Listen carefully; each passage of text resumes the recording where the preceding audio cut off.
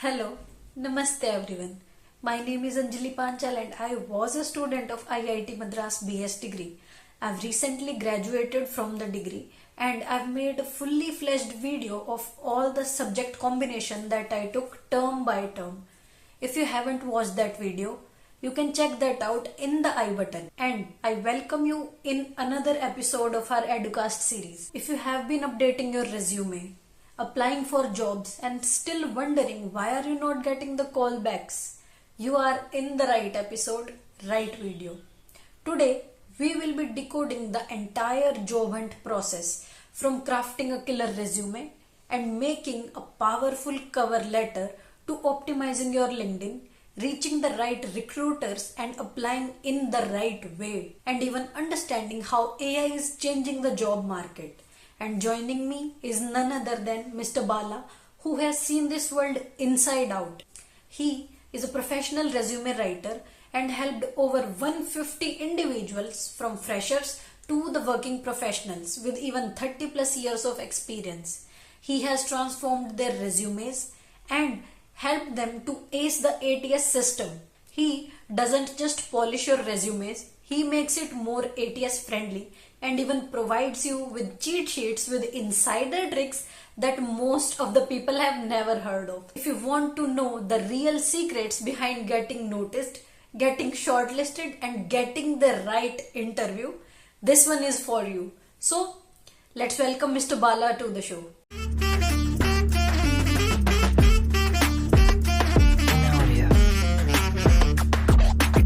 Hi Bala, I welcome you to my EduCast series. So, can you please introduce yourself to our audience and tell us more about your journey? Thank you, Anjali, for inviting me as a guest speaker to the podcast. I'm Bala. I'm working in Wells Fargo right now. I'm doing uh, as an analyst in Wells Fargo. Currently, I was a guest speaker at my own university, which is on the same topic. And yeah, I have experience of 2 years of experience right off my graduation. I worked in startup and like a one MNC. And the reason why I'm doing this is this is my passion, where I started in Bangalore to help the working professionals. From there, it got started, and people of Bangalore, they encouraged me a lot to do this, and they supported me a lot. And from then, it started as a service.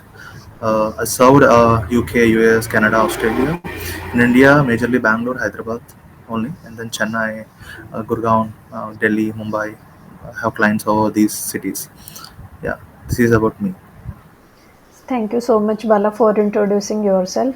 So, as you said, you have worked with professionals across different experience levels, right? So, from as you mentioned, 2 years to 30 plus years. So, what is the most common struggle you see among them when applying for jobs? Coming to working professionals, Anjali, they're not having the proper manner of the resume. They don't have time to alter their resume as per the role they are applying for. It's not about they don't know, but they don't have the time because they are very busy in their daily schedules. So where I fill the gap. So the major error they're doing is they're putting their pictures and non-ATS managed tables, these things in their resume. That's the only error they're doing, and they don't know how to format the resume in two, 3 pages. People are making 6 page resume with having a lot of gaps in the resume, and it is a red flag for the ATS. It won't scan the resume properly. So that's the major chunk I clear with the professional resumes. Coming professional person resumes, and coming to freshers, 90% of the freshers are doing very good actually. I cannot say that they're not doing good, but they're doing very well. And to the 10% people, they don't know how to make a resume for freshers also. Freshers can spend their time to make their resume as per ATS. Yeah. Anyway, and one more thing, the people who are in millennial generation, they don't know how to format the CV, and they don't know the rules of the CV. Of course, they're getting job based on the referrals or maybe some things, experience part and referral thing. But if they actually put their resume in the ATS, it won't scan properly without any formatting something. It won't can properly. So the millennial generation needs to learn how to make the resume. They don't know the rules right now, and they only focus on the work part, how to get the work done in their current role or something. That's it. They won't focus all those things. So where I can help them as an Yeah. Okay, so as you mentioned, Bangalore was a place that gave you the push to do this thing. So Hmm. I want to know what inspired you to specialize in crafting ATS optimized resumes. Like, what was that ignition point? So when I was doing one resume for in my one of my family member, he's like my cousin only. In till then I don't did a service for anyone, but from then I started and he ignited me. Just an idea. It's just an idea that just boomed up. Then yeah, Bala, why you're not starting a service? You're doing a very good job. Why you're doing for free? Your friend, for your friends, colleagues, your people who are working with you, why you are doing for free, why not you charging something, at least put some pennies as well. Then I started as a service. I created an ad. What I'm doing, it's a type, it's like I'm typing only, it's not like I'm using ChatGPT or something. Hey, I'm Bala, I'm working in Wells Fargo. I was doing resumes for last 1 year. I have done these resumes. It is a formula actually, who you are, where you work, and what you do, that's it. And I did this one. This is the impact for the people, and this many years of experience people I did. Like that, I posted an ad in various WhatsApp groups, which is in Bangalore. Then people got reached out to me and like, hey Bala, like I wanted to alter my resume to apply for this role. I'm not getting shortlisted. See, I found a lot of customers in one day only. People, I got 20 requests in one day who are struggling with their resume in the first day itself. Hey man, if you got in this much of inquiries, there if you start as a professional, this is a side hustle. You'll get a lot of things.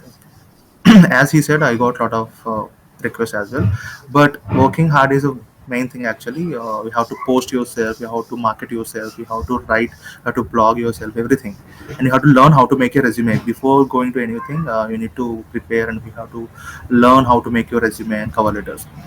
So yeah, uh, Bangalore ignited me because I was working in Bangalore since 2 years. So the tech events, majorly the tech and product events in Bangalore, are very helpful to me to connect with the and to network with the people, and we exchange our numbers to join the WhatsApp group. For example, if you've gone to an event, uh, the host will create a WhatsApp group to be together like for all the members. So like that, I've attended some 200 events in Bangalore itself, in Hyderabad some 100, in Chennai little small. But bang, so all these WhatsApp groups help me a lot virtually, and I'll be posting my ad in WhatsApp groups. From then, there is I've moved to one more step ahead. From then, people are marketing on behalf of me because they loved my service and like they are interested and they're referring to some people. Like that, it happened.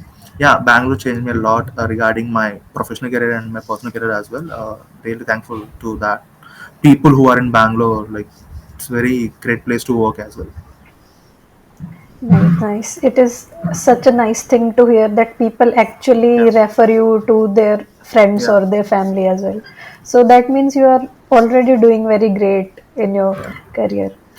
So, Bala, we'll be talking in detail later, but I want you to tell me in brief what actually makes a resume stand out in 2025.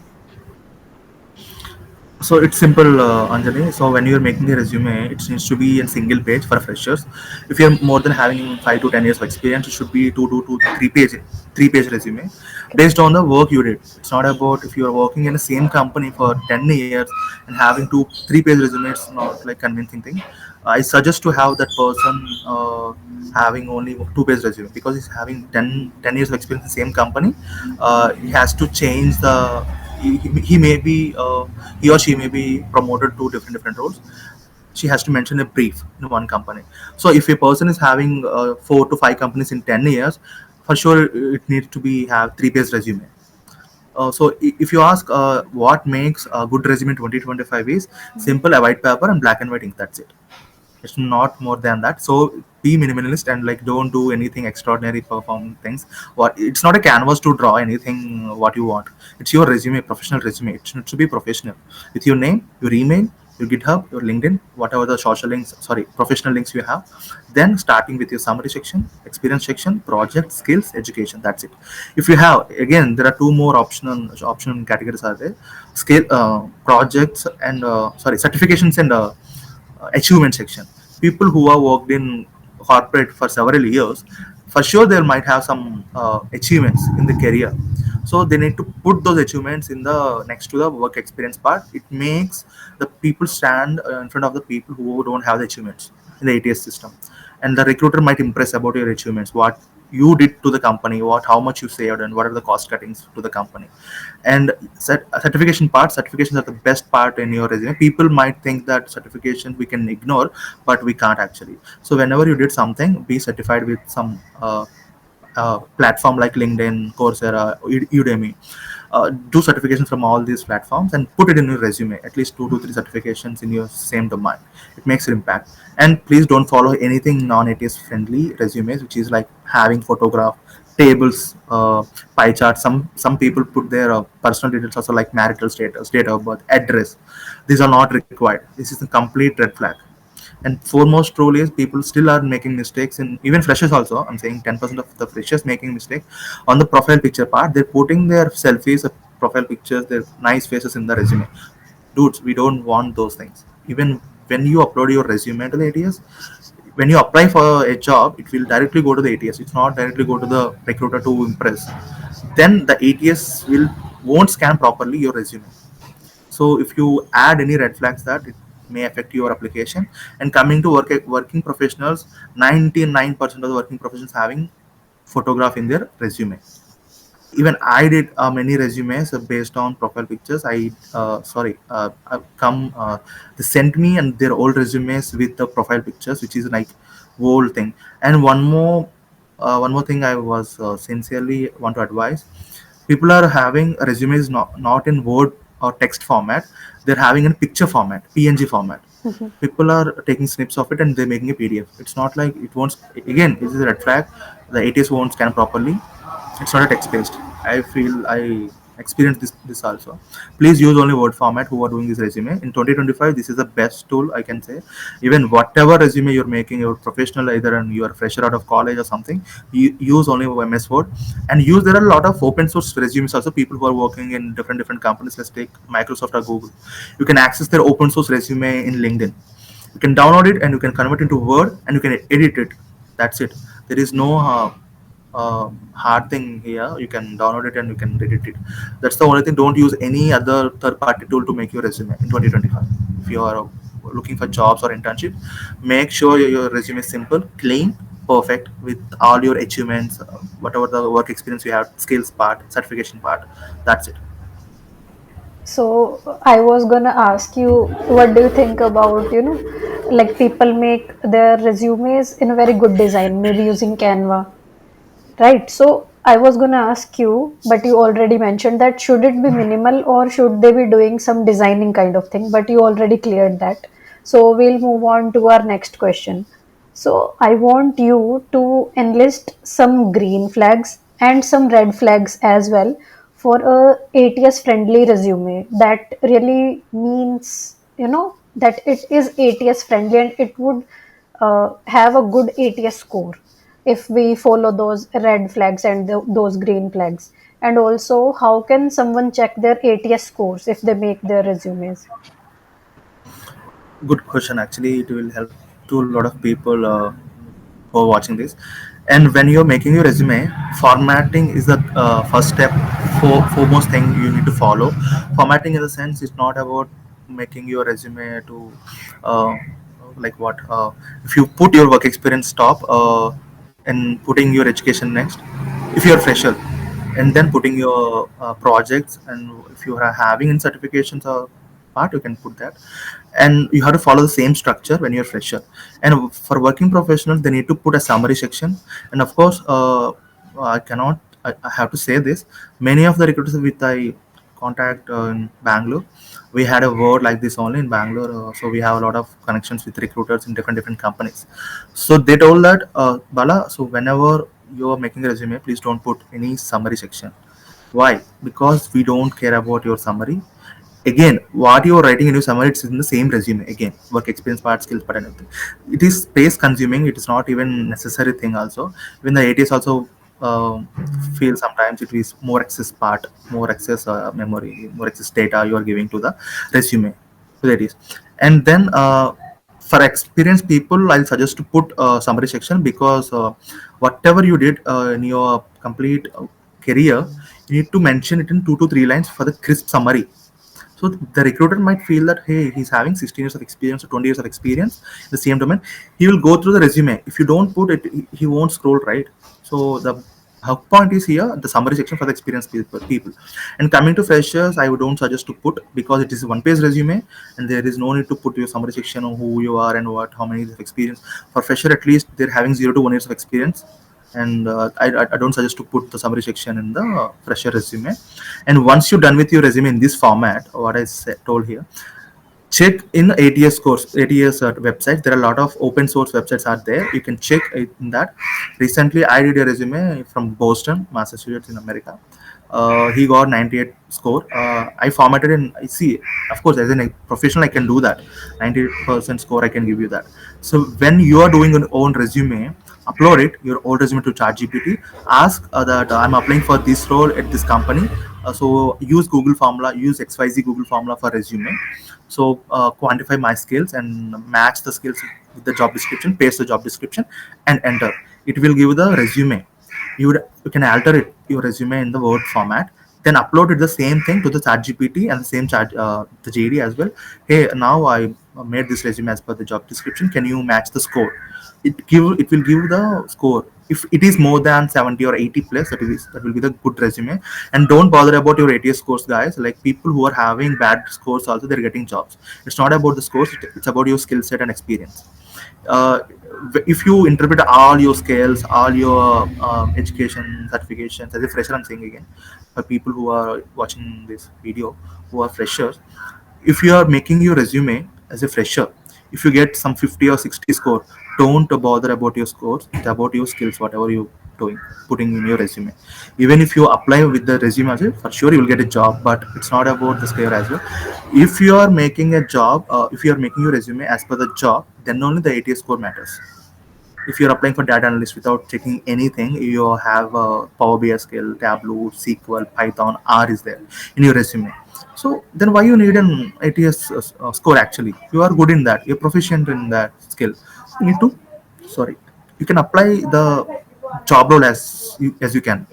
And coming to working professions again, for sure they will need a ATS score based on the experience part they're having. For example, a person is having 15 years of experience, he is a software engineer in top MNC.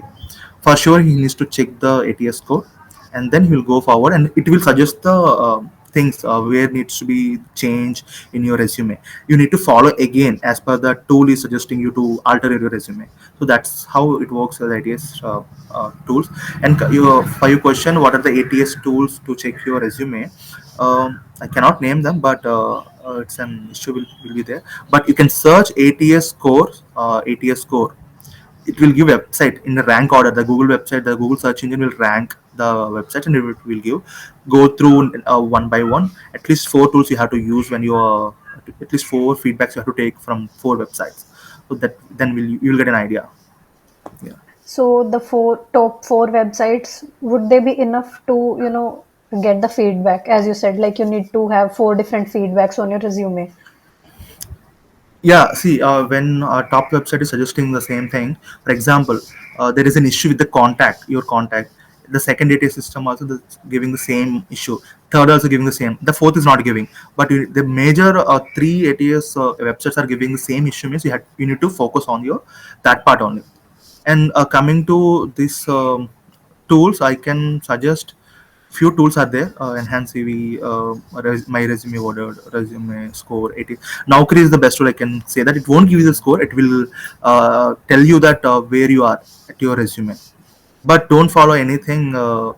But the real ATS systems, what their companies are using, it is different than what we are having as an open source. So yeah, this is the thing you need to follow. But don't depend on the things which is not in your hands sometimes. And the ATS scores even won't matter if you're having a skill. Okay, so you are saying that skills are the most important thing to land a job or to land an interview. Yeah, yeah. ATS scores, they come next. Yeah, they come next. And when you're fresher, please do some internships. People who are having, even if it is an unpaid internship also, please do that. Add value to your resume. Write at least 6 to 8 bullet points to your resume that you did something the same company. uh, Add projects in your see, a lot of people, even you did some projects in your final year, maybe third year. You need to interpret in that resume as per ATS. You can ask the ATS as well, you can ask the ChatGPT as well. See, I did this resume, sorry, I did this project in my final year of my beta, so I want to put this in my resume to attract a recruiter or some hiring manager. So give me in a quantifiable manner. You need to give these prompts. Actually, you need to learn some prompt engineering as well, like not prompt engineering. If you can give basic language also, it will give the perfect thing. But yeah, I will be suggesting not to depend on the ATS score. Focus on your skill first of all. Try to reach out to people via LinkedIn, and try to jobs as many as you can. Trust me, you will place in a month actually, if you follow all those things. Okay, so you also mentioned ChatGPT, using ChatGPT to make the resume. So I wanted to ask, is it okay to use AI tools like you mentioned ChatGPT? And how can people make sure, like if they are using the AI tools, that it still sounds human and not very robotic or very ChatGPT and relevant too? Yeah, definitely not. Using ChatGPT is a little error actually. But when the ChatGPT gave the response, you need to verify it whether it is correct or not. You need to copy it and you can paste it in the Word document. Then only you will be perfect in your resume. Please don't copy paste whatever the resume gives and whatever the document. Even if you ask, there are a lot of powerful tools nowadays we're having to access actually. Perplexity is there. Perplexity is a powerful tool which we cannot use actually. It is a full potential tool where we are not able to use that much. We don't expect the full potential from it actually. We don't know how to use it, to be frank. ChatGPT is a tool which is like 5-year-old kid can use, and he can do anything. But using perplexity is a great tool. You can ask uploading your resume, it will take some time and it will deep dive into some industrial experts in the web search. It will give you the perfect thing. Even I tried the ChatGPT Pro actually. I'm using actually right now Comet, Perplexity Comet browser, and Perplexity Pro as well. Use Perplexity Pro. I can suggest Perplexity Pro is a great tool to alter your resume. It is giving 90% ATS score for your resume. What you ask? One more thing. I was asking how can they make sure that the thing that they are copying from ChatGPT or any AI tool, Exactly. that should sound very human and not very robotic, and it should be relevant to their job description as well. Cool. When you're doing when you're uploading your resume, it will give some format, right? So use it to ungpt.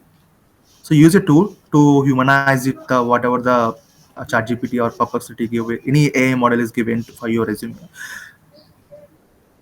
Upload it to ungpt.com something. There are humanized AIs there. You can ungpt it. You can make that humanize that whatever the matter it is given. You can humanize it, and it will give 98% score to humanize section.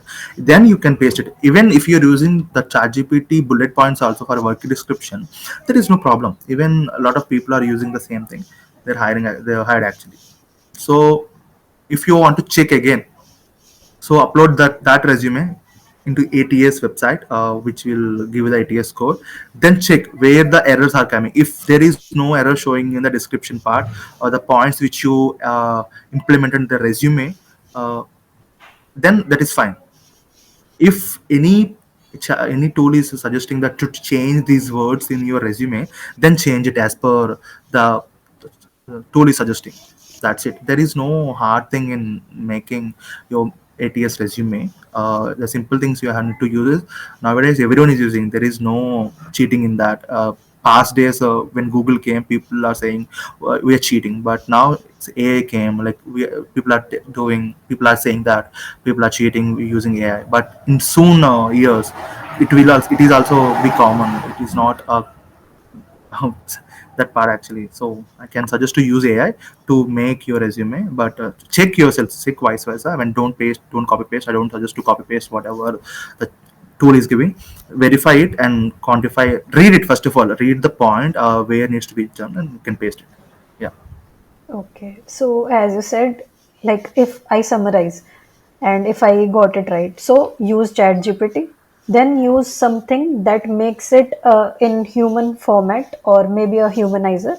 Okay, and Yeah. then you recheck it, and then you either copy paste it or you write it by your hand in your resume. Is it right?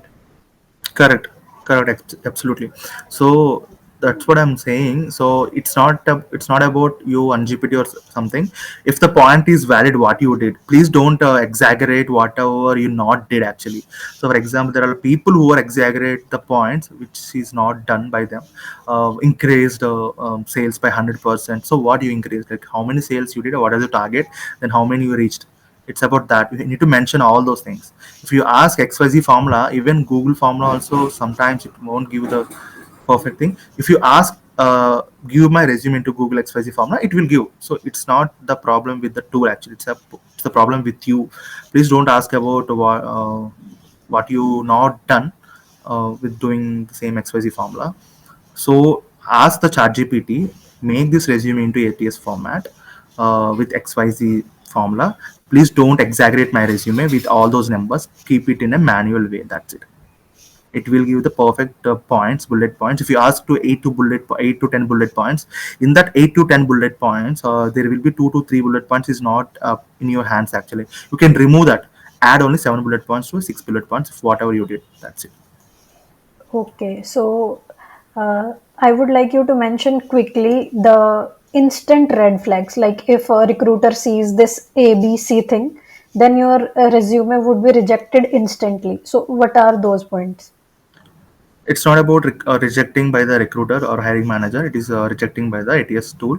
So I'll when you're applying for a job, it will go to the ATS system, and it will reject the human is not rejecting your resume. So when if you ask what ATS will reject, your profile picture, your headline thing, whatever the uh, your name is you put in your resume, it should be in black color on a black ink with the right fonts, and your contact details, your mail, your phone number. That's it.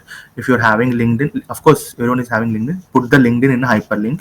Add your lead code, Geek for Geeks or GitHub sections there, and then in a hyperlink section. Then coming to next part, having the summary section, everything. If you're having a box column in your resume, that's a red flag again. And you're not putting you putting your skills top isn't red flag again. People are doing this actually. I have to mention this. People are putting their skills part at the top or next to the summary. Core competencies, don't include all those irrelevant or unnecessary things, unnecessary categories in your resume. Core competencies is comes under the same skills part. If you can include the core competence in the skills part, there is no problem with that. You can put that. And one more red flag I can see, your marital status, your children.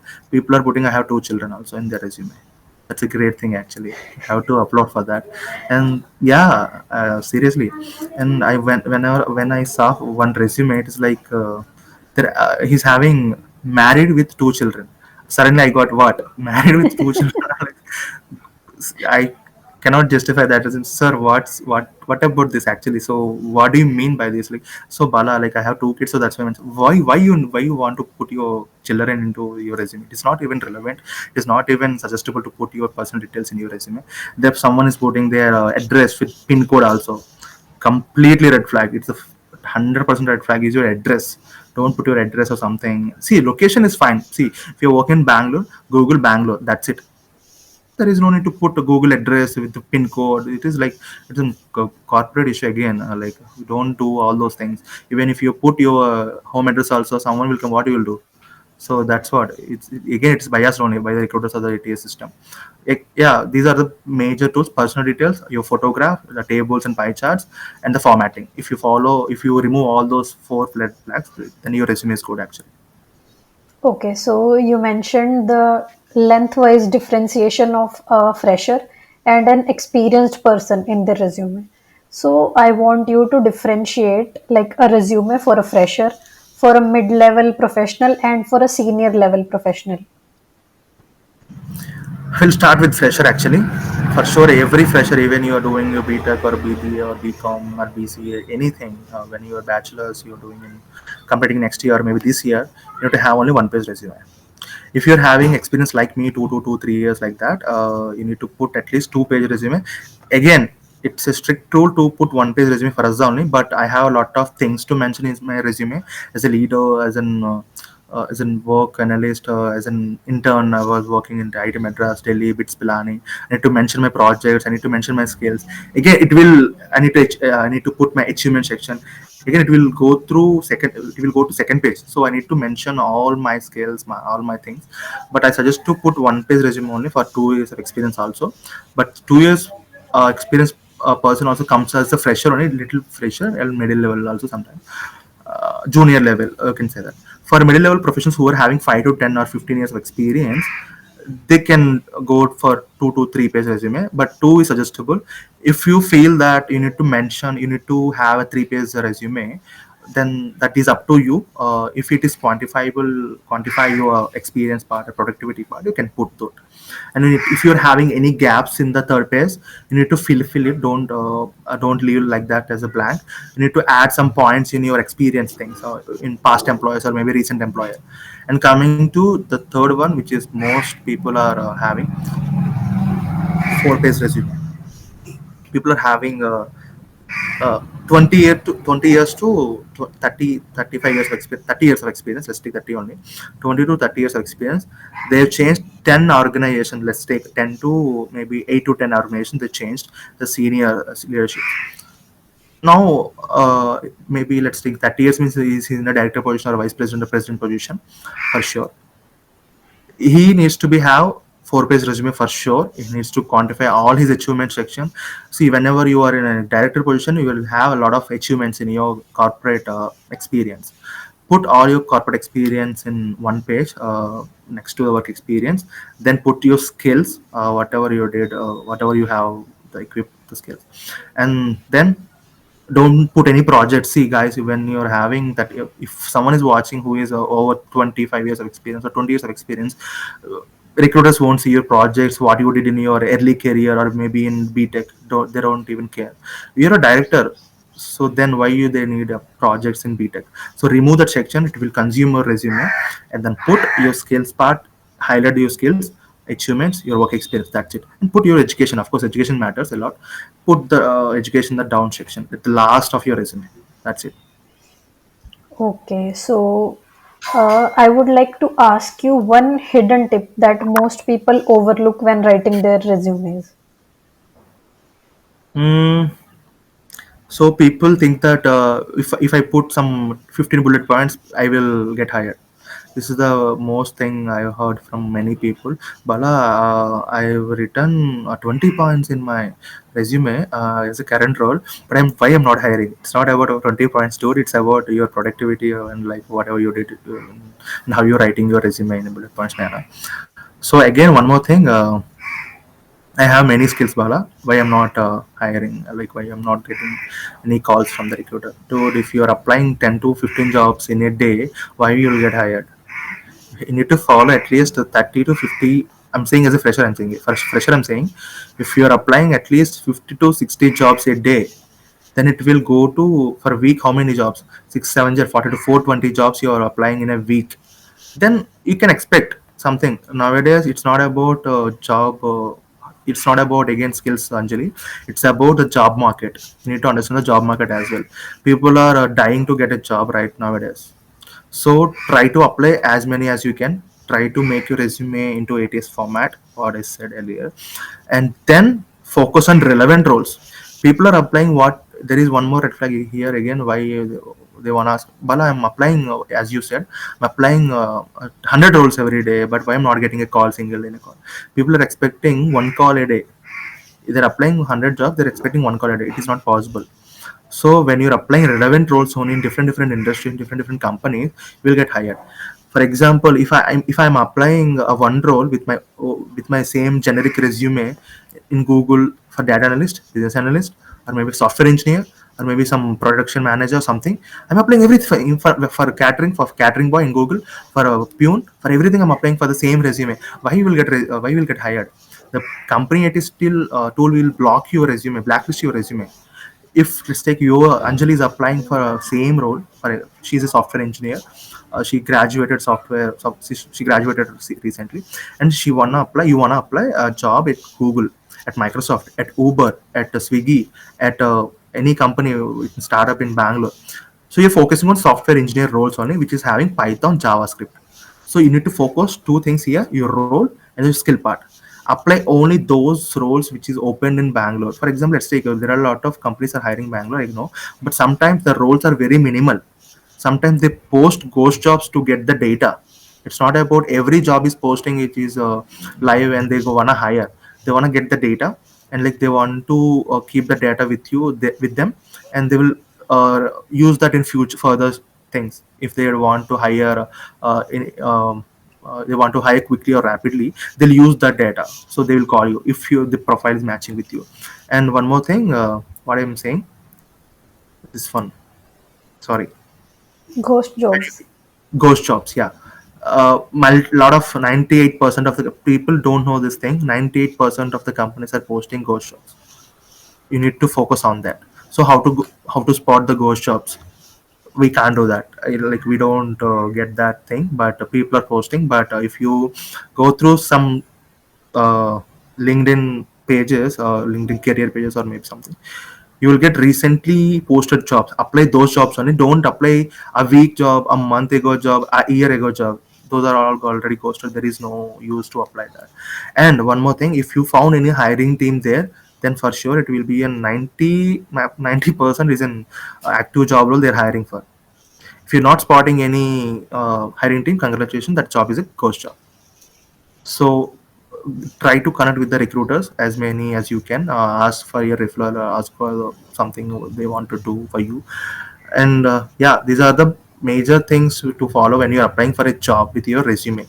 Follow the structure. Don't apply as many as roles you can. Apply only relevant roles that suits your profile and the skills part you're matching. Yeah. So suppose a person, he made a very good ATS friendly resume. Mm-hmm. He dosed with the ghost jobs as well. Then he found a job description that is matching to his skills and everything that he has done. Maybe let's say he has found 10 different like job postings or job description, you can say. So what do you suggest? Should he do the generic thing, like applying to each and every job with that generic resume, or you suggest to alter your resume to each and every job description that you are applying to? So here, if you're having Python, so let's take Python, Java, and C or C++. If the job is asking the same skill set, why you want to alter your resume? There is no point to alter your resume. You can apply directly. And again, here the ATS system wants to judge your resume based on the experience, based on the skills. They'll put some keywords, Anjali, whenever the recruiter wants to hire one person from the outside. He or she will put the inputs to the ATS tool. Hey, I want this guy having 8 years of experience or 1 to 2 years of experience having software domain, having Java, Python, SQL, or C++ or C. If you're having those, even in the JD also, it will the same. You can get the JD, you can see the JD, and you will have the skills what they mentioned in the job description. You can put that. If the JD is matching only, then only apply. Then if it's not matching, even right now LinkedIn is suggesting a job thing. If you want to apply a job, there will be a bar next to your apply button. It will show high, medium, or low something. If it's medium or high, you can apply that job. If it's low, means definitely you want to fix your resume. If you want, you have to fix your resume. If it's relevant role, you need to fix your resume. If it's not relevant role, that is not showing low section, there is no need to bother about your resume. Then focus, it's about focusing on one role, Anjali. When you are focusing on what you did, for example, if I'm a data analyst or business analyst, I'm focusing on business analyst or data analyst roles only, whatever the company is hiring. If you apply different jobs in one company, it will blacklist for one company. If you apply same job to different companies, it will not blacklist. The same role you're applying for different companies. Business Right. analyst, you're applying for multiple companies. So same role you're applying with the same resume. There is chance of increasing to higher if you apply like that. There is a chance of decreasing your FEP if you apply like this to one role, sorry, to different roles in one company. It will blacklist you. In future also you don't get shortlist for sure. I saw many scenarios like this. Let's Okay. take example here. Even I applied Mhm. many roles, not many roles, one role for different companies. I got PwC, I got KPMG two offers, I got Infosys, I got Skydo, I got in internally I got four offers in Wells Fargo. I got few startups offers within. If, to be frank, for startups, so it is not relevant role, but they feel that I can manage the team and I can do the same work what they are doing. So yeah, it will be like that only. I got a project manager role from the one startup in Bangalore. So it's about how you making your resume. Definitely you will be having a 2 to 3 resume. Even I have 2 to 3 resumes for different roles. Even I'm not focusing on one role. I have equipped a few certifications, few skills as per the domain right now is there. The market is now going. So it is better to have 2 to 3 resumes, but don't put the same thing in every resume, guys. Again, you need to slightly alter your resume as per the domain you want to go. For example, Anjali wants to go software engineering or data analyst or sorry business analyst team or any project management team. Let's say. So you need to mention in your software resume your software tech stack, whatever the tools your database you're using. That's it. And coming to data analyst tool, you need to mention BI tools: Power BI, Tableau, SQL, R, Python. If R and Python is not required, that is fine. But Python is asking in every data analyst team right away. For project management team, you need to mention project management skills, and like there are a lot of AI tools are there to mention for project management, stakeholder management, all those things. If you have certifications also, that is fine. So you need to write your resume like this. You need to differentiate the skills part.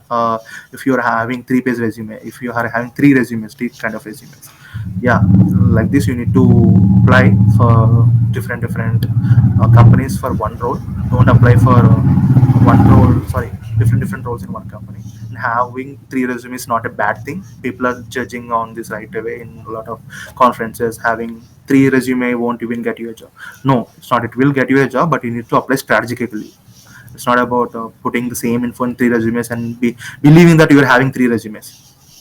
So that is wrong. Please have a differentiate resume and different skills. So, as you mentioned the word strategy, there were two reels coming to my mind. Okay, Hmm. so I saw a reel very long time back. What they said was you take the job description, you copy it, and you paste it in your resume with the maximum, like smallest font possible, and then you download the resume and then you apply for the job. So, what do you think? Is it beneficial somehow? Like you mentioned the keywords like ATS keywords. So the filtration would be done based on the keywords only that would be Yeah. present in the job description. So if you Hmm. copy paste the whole job description, so would it be beneficial? So you're asking like pasting the whole job description to the chat GPT. No, no. Pasting the whole job description to your resume in No, a no, no. corner, like in the minimal format, like in the Okay, smallest okay. font. That's a In hack you're saying. yes. Okay. So this was kind of So a hack. who told this actually to you? I don't know. There was some random reel that came to my feed. Cool. Actually, even I don't know this thing, but we long back ago. This there are yeah. If you want to shortlist your resume, the ATS you feel that the ATS will scan the job description which is in small font. Yeah, Yes. got your point. This is like guys, when you're putting this much of head into your resume, put that in the same skill set, not to make your resume. So I don't suggest to put all those things. Again, it will be a red flag if you're putting some small thing. It won't even scan actually, and like. There is no use of that. Please don't follow all those tips actually. Follow the relevant one, follow the hiring team is telling, follow the, even if you go on to the Google website, they wrote there how we hire and whatever the skills we are seeing in the candidate. Follow those things. If you're following whatever the third party person is telling, then ask them to hire the third party one only. Why you are applying for jobs in Google and Microsoft? So it is not suggestible. Yeah. True. So another reel that I can recall is there was a student who was from non IIT college and he wrote that I am a non IIT student so that the word IIT stays there in his resume and he actually got I think 2 to 3 calls. That's what I can recall from the reel. So what do you think? Is it true? Even if you're having a right skill set, if you put all those IIT and non-IT, people assume that I got hired for that only. The thing is, he has a right skill set and right resume part and right experience. For that only he got hired. For not for that non IIT word he kept in his resume. It's completely, see, in we are in 2025. Why you are all believing all those things, guys? Seriously, if someone is doing the same thing, don't follow all those things. Please do. See, when I'm hearing from Anjali, I'm like, guys, are you in same stage or what? Please don't follow all those things, which is not suggestible by any professional.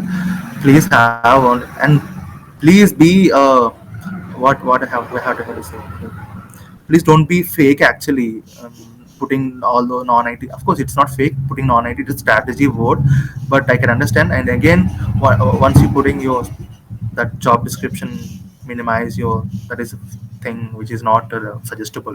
And please don't fake anything like that, and please don't assume that you got job for that word only. And please, again, if you got also, please don't tell to anyone in a reel. That is a sincere advice to people, and people will follow, people are following actually. That's a strange thing here. People are following the same thing. If someone is, hey, I got hired, even I can say a lot of things. If I'm putting om at my resume at the top, God hired me actually. So what's that? No, Right. it's not. Of course, God is there, but I'm not denying God is not there or something. It's not too suggestible to put a Om or a non-IIT thing, whatever the things you want you mentioned here. It is not suggestible. And what if you lost a job? For example, 1,000 members have watched that reel, and they don't even hear back from. So that those 1,000 guys will sue him actually. So that's what. Please, if you got any opportunity, don't mention, don't come into public and don't say that. Even I got many offers, but I don't want to go in public and say that. If you want to join an organization, once you got placed, even everyone will get some multiple offers in their hand. Everyone is intelligent nowadays. Even if you and me, or not only you and a lot of guys from IIT Madras, IIT Delhi. I saw a lot of people, ISB, IIM Bangalore. I went to IIM Bangalore, ISB, IIT.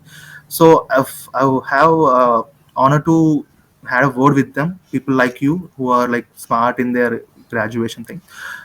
So don't believe all those things first of all to your resume or something. So if you are a student from non IIT also, you'll get a good job in top MNCs like Wells Fargo, JPMC, and all.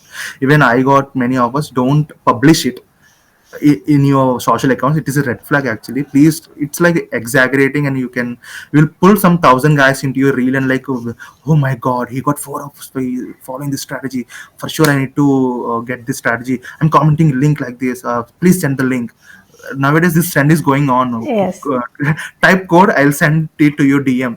Those are like what I can say, they are To, attracting you. yes, to increase the engagement Yeah, basically. engagement, and they're getting money for that. Please don't fall into to that trap. Of course, there are some good creators also. I'm not judging them. People who are not actually getting jobs, they're posting, they're showing that they got the jobs.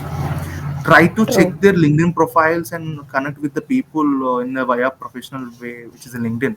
Then watch their LinkedIn account, then only follow in their social media handles. Don't follow a random person. Don't interpret the same rules what he's saying, which is not even true. You're implementing it, you're not even getting job, and you're suing him on again.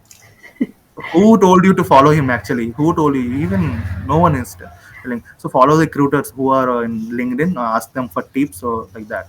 Please don't follow anything in Instagram, by the way. So here the main thing is Instagram. Please uninstall your Instagram, guys. If you want to get a job now in thing, please use your LinkedIn till you get a job.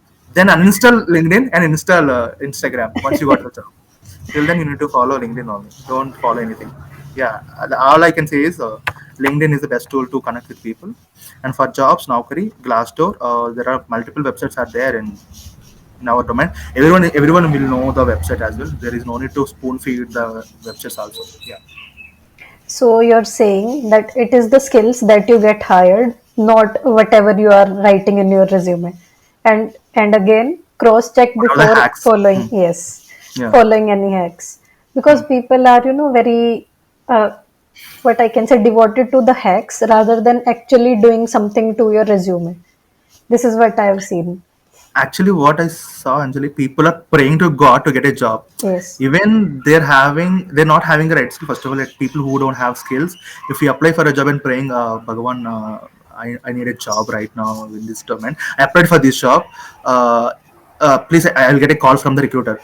1 lakh people are praying to God at that time. True. For that role, people are applying 1 lakh applications, and people who are having a right skill set, people who are having more experience than you, people who are having a lot of projects in their profile, people are praying. So who will get the call? Anjali, you tell. The people who are having the relevant skills. Skill set and Yes. praying to God as well. Yes. He got the call. People like me who don't have skills will get the job. No.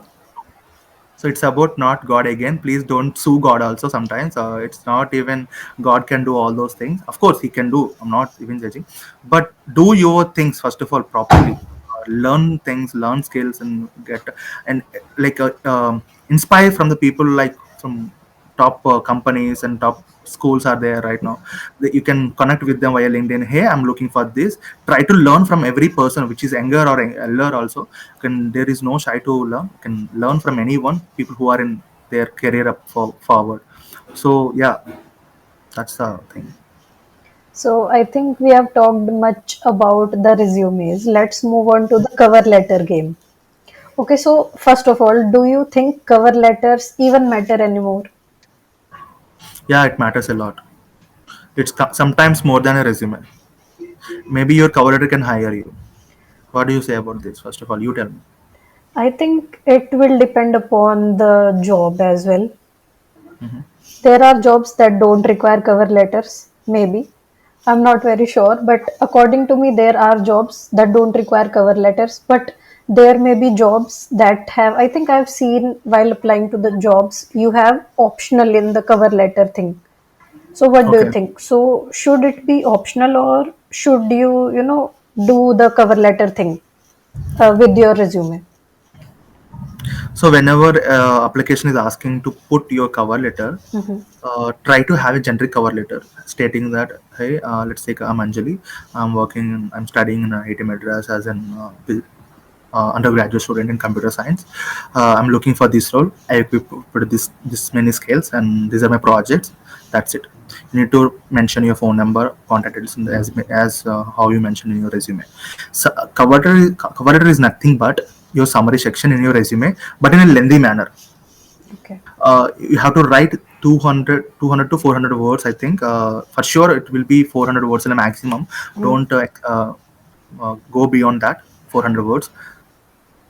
If you're a fresher, if you're applying for a job, if it is asking cover letter, for sure you need to upload the cover letter. Don't upload, of course it is an optional thing, but you need to upload. If it is asking, then you have to upload. And sometimes you will also face it the same thing when you're applying the cover letter. It won't ask to upload the document. It will Mhm. upload to text format. Yes. You can copy the text format whatever in your cover, you can paste it there. That's it. And again, writing a cover letter is important. It makes the recruiter that you're professional, that you are serious about the role that you are looking for. And it's not about only people who apply with cover letter they will get hired. It's not about that thing, but it is better to apply. Again, everything is not in our hands. If everything is our hands, I'll be the Google CEO, I will be the Microsoft CEO, right? Why will I do a job? So it is better to upload whatever they're requiring. So require their requirement needs to fulfill it. That's our job. The remaining is in Bhagwan. What that's it. Yeah, cover is very, very important nowadays, Anjali. Yeah. Okay, so should candidates always write different cover letters for every role, or will the generic one work? If you feel that that role will be more relevant to you, and you have a generic cover letter, definitely you need to alter your cover letter. And if that role is okay thing, you need to apply. If you feel that chalte yaar, if I apply with this cover letter also, that will be fine. You Mhm. can apply that. So that's what I'm saying. Having generic cover letter is better to apply normal thing jobs that you, of course, it will get hired. There is no problem with that. But if you want to have this role got opened in Microsoft or Google, Apple, Uber, I want to apply for this role. It matches my profile. Everything it's matching. Then you need to mention the company name, the thing, what are the skills they're asking, highlight, uh, and you need to show the interest towards the company. For example, if I want to work with the Uber business team, I will mention, hey, I'm looking for this role in Uber. I was very excited to work with Uber. I'm following Uber page from since when I uh, when I into my graduation. When I'm using Uber application, I found this some glitches where I can solve this better in a better way when I got a full time opportunity in the business team. Like that, you need to mention your interest towards the role in the cover letter. So that's what's the main purpose to the cover letter. It's not about only resume summary section. When you are doing the same thing in your cover letter, you need to mention about the role you're applying for more and more. And again, if you're applying for a normal startup companies, they're looking also for cover letter. You can mention, I'm looking for this role. I can get you the company in a better way. There is no need to mention the company name for every. If we want to mention every company, means will be having some thousands of cover letters in our disk. There is no need of having that many cover letters as well. True. Simple. If you're having relevant jobs, you can alter your resume. There is no bargain in that. You need to, for sure, you need to alter the cover letter as well and the resume. And if you can think that this role is okay, see, in 100 roles, at least 10 roles will be our right in our bucket, right? You can edit the names as well. Can save the cover letter and can upload it. That's it. True, true. So, can you share one real life example that you have seen where a strong cover letter made a difference in getting shortlisted? Hmm. Yeah, when I applied to my Wells Fargo in 2023, I was doing, when I got many offers when I was in second year of my degree. Uh, I got internships as well. I got my first internship at the age of 19. Wow. At the age of 19 age, exactly 2022.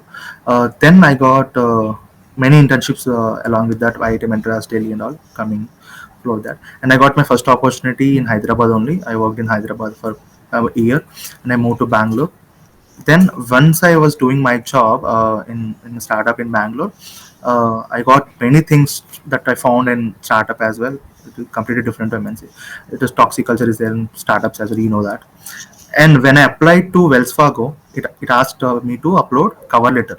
Okay. So what I did is, it's a fresher role actually. It's a fresher role is asking to apply.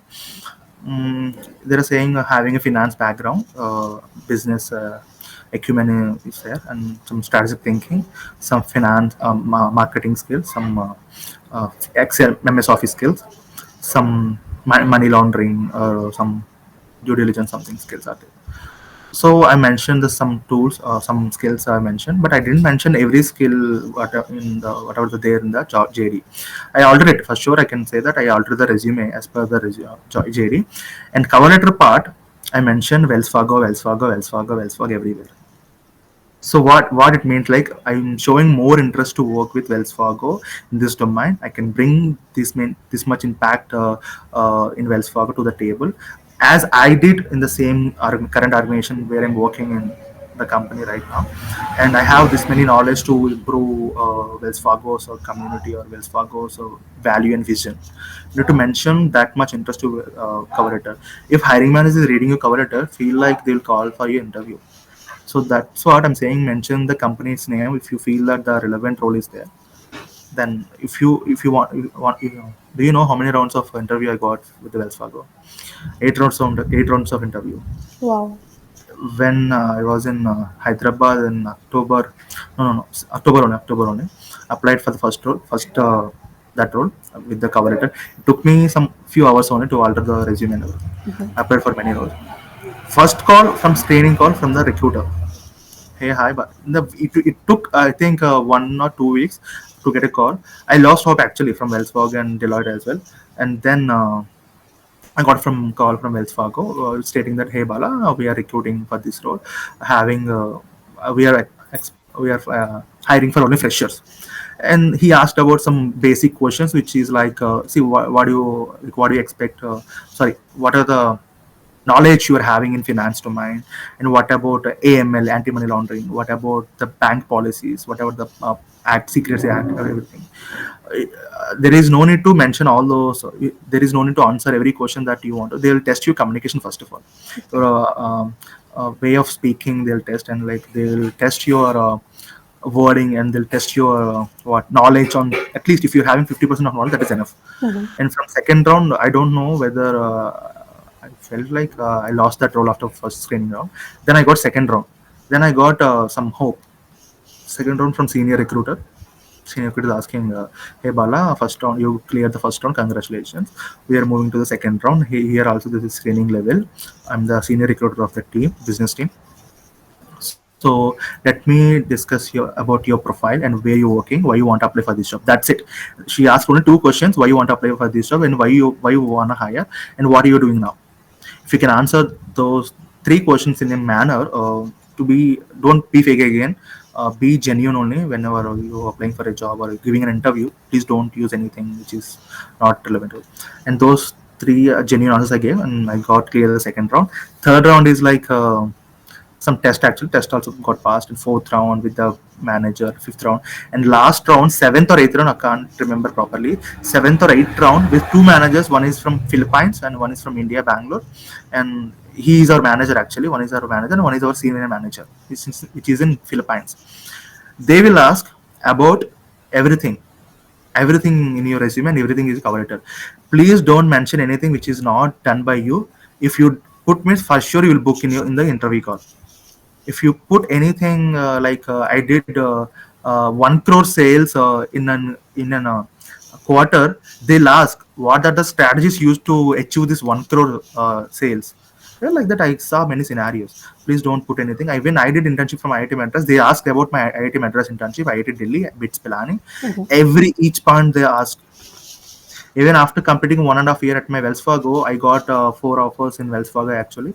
And for investment banking analyst, my dream is actually investment banking. Investment banking is a Okay. cool thing to work with. And then I got the opportunity. I got shortlisted in the first round, resume shortlisted. Even if you're applying for internally also, it is a very big war. It's a World War III only. If you're applying a job internally in Wells Fargo, I got 1.5 hour first interview with the hiring manager, Mhm. and then I got again second round of interview with the hiring my senior hiring manager, which is having 30 minutes call. Yeah, like this. So the interview process happens in every corporate. If you're applying for any corporate companies, which is big MNCs, they're having some multiple rounds of interviews. You need to satisfy them. It's not only about giving answers. You need to satisfy them with your genuine answers, genuine experience, genuine skills. That's it. Okay. So, if I remember correctly, you were mentioning LinkedIn and networking Hmm. before, right? So, let's move on to that section. And I want to ask you, how important is LinkedIn in today's hiring process compared to, traditional resume? Like, if a person is having only resume and not a good LinkedIn profile, and other person is having a okayish resume but a very good LinkedIn profile. So, what do you think? Who will get hired like quickly? Sorry, one second. You're saying that one person is having good resume, not having good LinkedIn, and one Yes, person is having not good resume and having good LinkedIn. yes, okayish resume and LinkedIn, good LinkedIn. The person who's having good LinkedIn and okay resume. So, how do you So, think LinkedIn is important? so let's take. I am the recruiter Okay. for Wells Fargo again. Your Anjali is applied for one role. Her account is spam. She doesn't have profile picture. She doesn't have banner. She doesn't have a headline. She only mentioned the only IIT Madras in her graduation thing. Mhm. Nothing. And in her resume, is telling, "Oh, I did that, I did this, and like I did a certification from Udemy, IIT Madras, Delhi, and like I have this many skills in software." Did can I feel like are you scamming or something? Like, is there any chance to uh, believe or not that you are genuine? To be very honest, you will believe 100% like she is a scammer. One more thing, one more Anjali is there. So that Anjali is having good skills, as your same resume, and she maintained her social profile very well. She has her LinkedIn profile picture banner stating that I have equipped this many skills, and she uploaded the license and certifications in the LinkedIn. Mhm. Whatever she mentioned in the resume, the same she mentioned in the LinkedIn, and she uploaded the about section, headline section, experience section, and she wrote some bullet points, and she added skills part also. The same thing in the resume. It is relevant to it is mirror as a resume, the LinkedIn. So who will I consider? The one first Anjali or second Anjali? Second one. Obviously. So here is the answer. So when you're having if you want to, if you are serious about your career, for sure you'll need a LinkedIn account. You need to properly optimize it. You need to genuine it. Don't add anything which is not relevant to it again. Add the certifications, whatever you did in your resume. Add the same thing in your LinkedIn. Same. It's maintaining the same profiles, which is physically and which is digitally. That's it. And see how and you asked one more question like how matters a LinkedIn to get hired. Yes. So when a person is looking at your profile, they has to impress. They have to impressed by your profile. Mhm. It's not about your resume. Resume is halfway, and the remaining halfway is social profiles, GitHub profile. And why you're maintaining GitHub gigs for gigs, and you're doing lots of problem solving based tools like gigs for gigs and GitHub, right? You're uploading repositories and projects to the GitHub. So why you're maintaining that profile? Again, you're putting the same projects in the resume. Why you need that profile? The thing is, you need to impress the recruiter or the hiring manager. Lot of people are having, see, there are no people are having perfect profiles. Then let's take 10 people in 10, out of 10 people, 3 to 4 people are having good profiles or good LinkedIn profiles or GitHub profiles. For sure, they will all get hired. There is no doubt. See, if you are putting everything in your social media profiles, you're open source it. You open source it, and people can access their profiles and they can believe it that you did.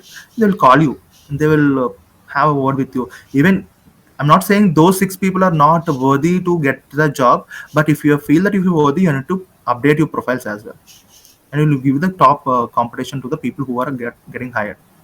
If you are having good skill set is not a matter. You need to show the skills in a professional accounts like LinkedIn, Gigs for Gigs, GitHub.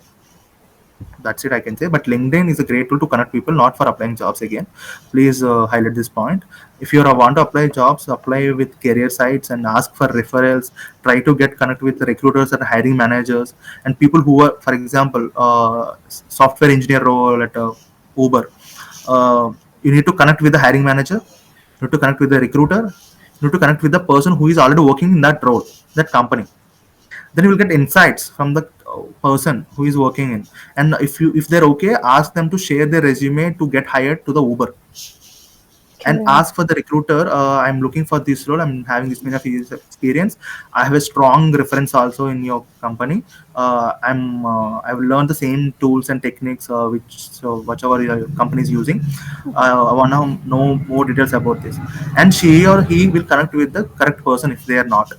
And again, you need to connect with the hiring manager or the manager of the team manager. For example, if you search manager and Uber, there, put the filter section per people, you will get a lot of people for manager positions in Uber only. You need to check their profiles and connect with the right people. This is how happens the LinkedIn networking. Connect with the recruiters, the relevant people in the LinkedIn. Use LinkedIn in this way, and don't. I can saw that there is Anjali. This is a thing where I want to mention. Nowadays, LinkedIn is a dating app, right? Right now, people are like sending unprofessional text over there. That see, guys, if you're doing something, it's a complaints issue again. They can complain into the team as well. So the LinkedIn team, they can remove your account. They can issue a show cause notice or something if you do all those things. Again, I want to highlight here. Please reduce all those things. People think that hey, I'm chatting something with the person I was liking, and I don't. People are not watching me. Everyone is watching you. Everyone is watching. Our data is not privacy, guys. It's not Oh, encrypted. So people are watching us. To develop the tool, a LinkedIn tool, they need to develop. So they need to watch the data.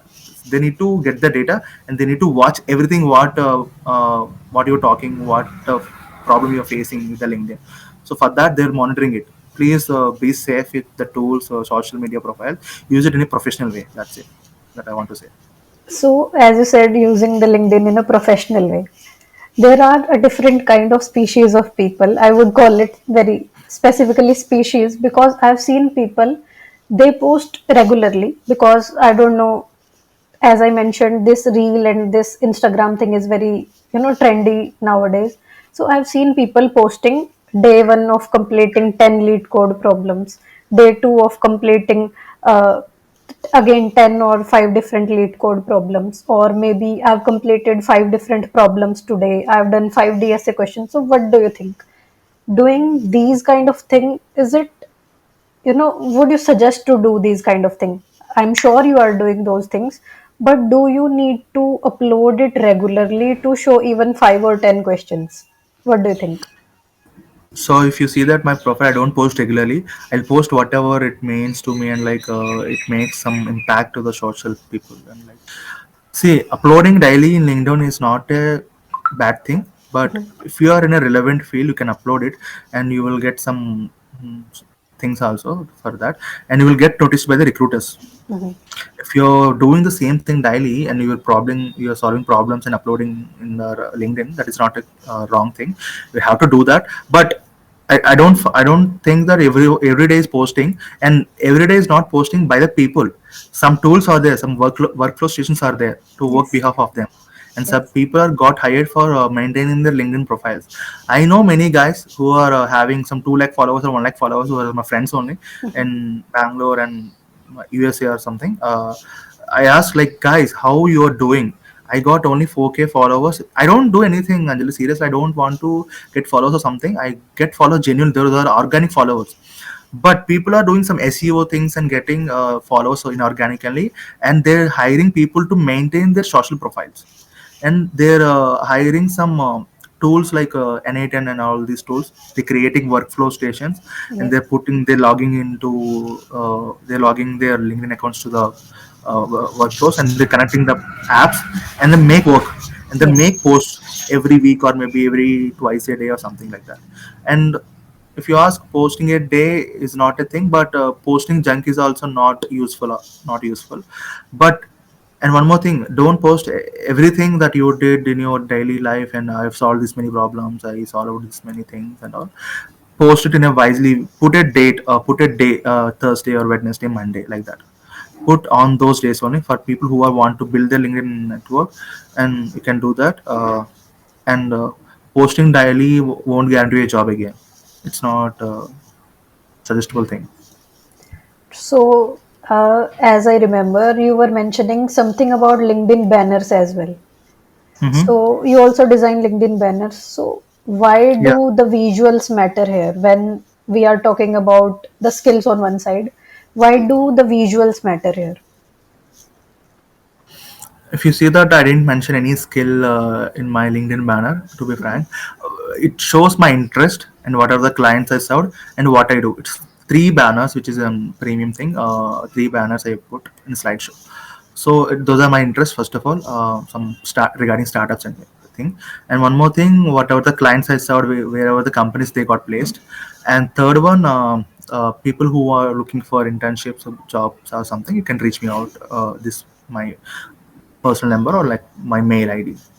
I put those things, but if you can see my headline part, I put my current role. It is a formula Mhm. actually. That everything is formula, Anjali, nowadays. Everything is formula. You need to follow the formulas actually. My current role, my skill, what I'm going to be, and what I am in actually. That's it. Don't break your heads to put everything in your same thing in your banner and the headline part. It is not required to put everything the same. Why you're putting the same thing in both? It's not suggestible. Put if you see you ask one question, why banners are important. Yes. If you are looking for that role, for example, software engineering team or something, you need to mention the skills in the banner section as well. I agree. You need to mention logos of the skills you are equipped with. Mhm. It will catch the recruiter's eye. Again, nowadays, first impression is the best impression. True. So if you view as an leader or something, if you view as an doer, they might call you. For that, you will get an opportunity from there only. And take one more scenario here. You're not having a good LinkedIn banner or LinkedIn profile picture or LinkedIn headline section. It won't even shortlist. For example, if I'm hiring from LinkedIn only, I'm a recruiter. Let's say I'm Mhm. a recruiter. I'm using LinkedIn recruiter to find the candidates, to filter the candidates who are I want to hire. If I put software engineer, I want to hire 1 to 2 years of experience. If you having that software engineer at Google, software engineer at Uber, software engineer at Apple, software engineer at Samsung, if you put like that, you will be top of the list based on your headline, whatever the about section you put in your LinkedIn. It matters a lot. That's what I'm saying. It's not about only showing. It's not about only showing what you are. It's about the shortlist by the people. who want to recruit you. So Okay. that is the foremost reason to put skills headline part in your LinkedIn. It's not about showing or something showcasing that hey I'm fancy or like that. It's about you are socially active and you are having some sort of skills and you are looking for that role. Yeah. Okay, so can you tell me what are some common mistakes that make a LinkedIn profile less discoverable to recruiters? Less discoverable to recruiters. Mm. Not updating their profile since they got their graduation, and like when people are having their profiles from first year of like the selfie and having some college background next to them behind them the profile picture. And again I mentioned the headline part, they're not updating the headline part about section, and they're not using they're not surfing LinkedIn regularly, they're surfing Instagram regularly. So LinkedIn, they has to surf the LinkedIn regularly and watch the people who are vibing there, like who are flexing there in the LinkedIn. Whatever the rules, they're like you break your head. It's more than sorry, it's more than Instagram or whatever the social profile it is. So watch, for example, I follow closely Satya Nadella. Even I met Satya Nadella in Bangalore, so I closely follow him. I'm inspired by him. And Sundar Pichai, I follow some great leaders actually, and media founder like that. Startup founders also. Startup founders are mainly focused on how to get sales. Startup founders are more about sales only, how to market, how to get a sale. But if you saw those CEOs like Satya Nadella and all, they're focusing about future AI, Yes. generation models, generative models. Like this, you need to follow those kind of people and follow the people who are working professionals. Try to read the post they're posting and why they hired. Text them back, connect with them, and what are the tools they use to get hired, and what are the changes they changed. Even I inspired a person who is like she's from non IIT or NIT. She got internship in Microsoft Bangalore for 3 months as an AI internship. A Oh, very small college in Hyderabad. She got into Bangalore office in Microsoft. How? You need to connect with people like that. Even she is a very okay. younger to me. Like I inspired by her. And nowadays women are doing very good actually than men. They're in LinkedIn. I cannot see Instagram very much. I used to surf LinkedIn every day for few hours, 3 to 4 hours. I will scroll LinkedIn only. I connect with people, write DMs to them, and I want to learn that. I want to learn this from you, and what are the changes we are doing, how we can work together like that. I can collab, and then if you saw the profiles, you need to know how to optimize your LinkedIn profile. You will get to know. So this is the common mistakes people are doing. They'll open their LinkedIn, they'll apply for jobs, and they'll close it. It's not about only applying your jobs and closing the LinkedIn. It's about you're updating your profile and watching some other's profile to inspired by them, inspired by their profiles. It's about like that. You can see there is no this is not a rocket science. People are having good profiles in LinkedIn. You can search one profile, you can see that how to upload the license and certifications, how to upload the experience section. Divide and rule, divide and edit it. That's it. There is a lot of people are there in LinkedIn who are having thousands of followers, and you can do that. And you ask one question like what is the least experience, what is the least thing people cannot say is your profile picture. If they don't found your profile picture, how they will judge you your experience or not, how they will True. judge you are active or not, how they will judge you whether you're female or male. Someone having um, uh, let's take one name is there, Madhu is there. Madhu can be male or female without True. profile picture. Some people want to hire only female. That is not an issue. But Mhm. Madhu is female, but not an with not an profile picture. How they'll get to know Madhu is a female or male? The True. recruiter might think it's a male. Lost an opportunity. Right. Simple. Okay, so we are talking about optimizing the LinkedIn profile. So can you give me three tips quickly to optimize the LinkedIn profile? Once you're done with your resume, Mm-hmm. upload that resume into any AI tool which you believed a lot. Either it can be Perplexity or this thing. Please don't use a DeepSeek or R1 or something model. Okay, use only ChatGPT models or maybe an Indian model is there. Some AIs are Grok is there. Some Mm-hmm. American. Upload your resume. Ask that, hey, give me a LinkedIn headline based on this resume, based on the current resume uploaded to you, and Okay. it needs to be quantify my skills. It needs to be Mhm. highlight my role. It needs Mhm. to be it needs to be as a I have to look as a doer and try to add some numbers or quantifiable measurements in the headline part. If you click enter, rest of the thing it will take care. You need to copy paste it. Again, it's not about copy pasting, guys. Please don't take me wrong. And you need to check whatever it is giving. Check copy paste one each word or something. If you found it will give some several responses. For example, in first response, you will like the first line, and you will like the second response, the second line. You will like the third response in third line. You can copy those lines only in third three responses. You can copy paste in the headline part. And about section also, once it given, ask the same thing as I mentioned, headline part, the current resume. Give the about section in a lengthy manner where I can view as in doer in my current domain, Mhm. and quantify my skills again, highlight my skills, and I'm open to work and network with people as well. If you give that, it will give a long para. You can copy paste in the same chat GPT and again read it. If you see that anything is not relevant to you, remove it. The remaining, keep it like that and save it. Like that, you can optimize your ratio LinkedIn, and add your certifications, guys. Certifications is the most mistake people are doing. They're doing certifications, they're not claiming it that Yes. they did. So True. this is a red flag again. Do from a well known reputed platforms. Don't do in some third party websites or something that is not worth actually. Do with Google, Microsoft, or Coursera. Like a lot of multiple tools. You know very well. You can do Yes. that and Yes. you can upload it. So you were talking about finding the right people so that you can text them on LinkedIn, right? So I want to ask you how to spot the right person or the right recruiter or maybe someone who can help you get a referral actually. How can someone spot just the right person? Hmm. Good question. Head over to LinkedIn. Go to the search bar and then type software engineer and we are hiring. I'm taking an example. It may be data analyst or maybe financial analyst. It may be associate or anything, KYC, ML analyst, anything. Let's take software engineer example, which is very well known, very common as well. Go to the search bar, software engineer and hiring, or SWE or hiring, or SDE or hiring. Click enter.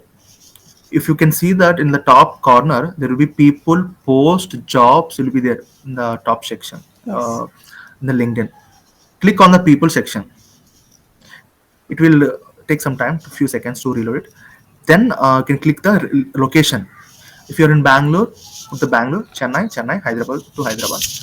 People who are in Bangalore, if you click the put the filter, people section and location section, who are hiring for SWE and who are working as an SWE, Mhm. people will appear in your search thing. You can connect with the people who are hiring for that role with a note. Don't I don't know why people are not connecting with notes. Notes can value a lot. See, Yes. whenever you want to, if you write a note to the LinkedIn person, it makes directly DM to them. If once they got accepted your invite, it will directly go to a message as a message, the connection Yes. note.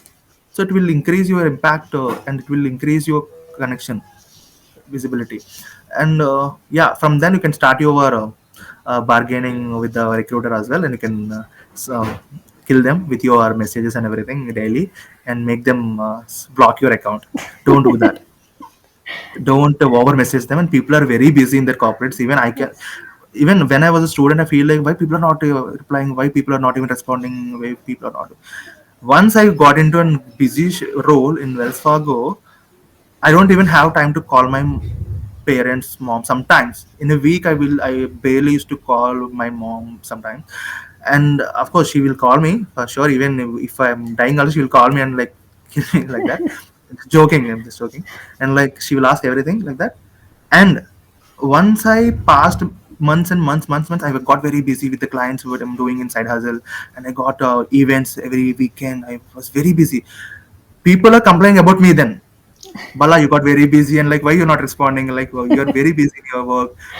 Array got it is karma. Actually, karma as a boomerang, like it got me, hit me. Like, See, people are very busy, guys. Please don't think that we are acting or something. It's literally busy. We are having. Sometimes we left our phones at the desk and we forgot. We'll go to canteens and we'll pay with the friends money or something. And once we reach our desk, we'll get our phones. Sometimes seriously we forget like that. And with stand-up calls, stand-up meetings will be there. Meetings will be there. Process updates will be there. In a day, how many meetings will attend? Anjali, let me know. Let me know from your end. How many meetings a person can attend in a day, in 8 hours of time? If I talk about myself, max to max two or maybe three, not more than that. Have you attended 5 meetings in a day? No, In no, 8 hours? no, no. Process update. Process update. One stand-up call every day for a team. What are the volume we got and how we can work with that, and what are the strategies we're building? How many errors we got? How many setbacks we cleared, and like how many errors we got reverted from the QC team? Again, one call with some unknown person from America. He don't know what he's saying. We don't know what we are listening. We need to attend that call. So we are losing our sir. We are losing our time as a lead. I'm saying like we are. It is costing our time to productivity. It will cost productivity. Again, he's asking the same thing. Bala, why you not completing this task? See, you only putting meetings and you're asking the same thing. Why you not completed? So this how the like this people are very busy in their work schedule. Once we logged out, we feel like Hamma, we got some time. Again, we'll get some hundreds of messages from different people. Arey Bala, you're not even responding. So why you're ignoring me? Like, see guys, please don't uh, ghost message the people, like message random every day the same text, boring text or something. Please wait for some time, have patience, and like let them reply. They'll get time at weekends only. In the weekends also, you are doing the same thing. They're, seriously, Anjali, they're not using LinkedIn's on weekends. They'll hide it. They'll True. put it. They'll open again Monday only. And imagine this is for working professionals. Imagine for recruiters. Recruiters, people are connecting in a.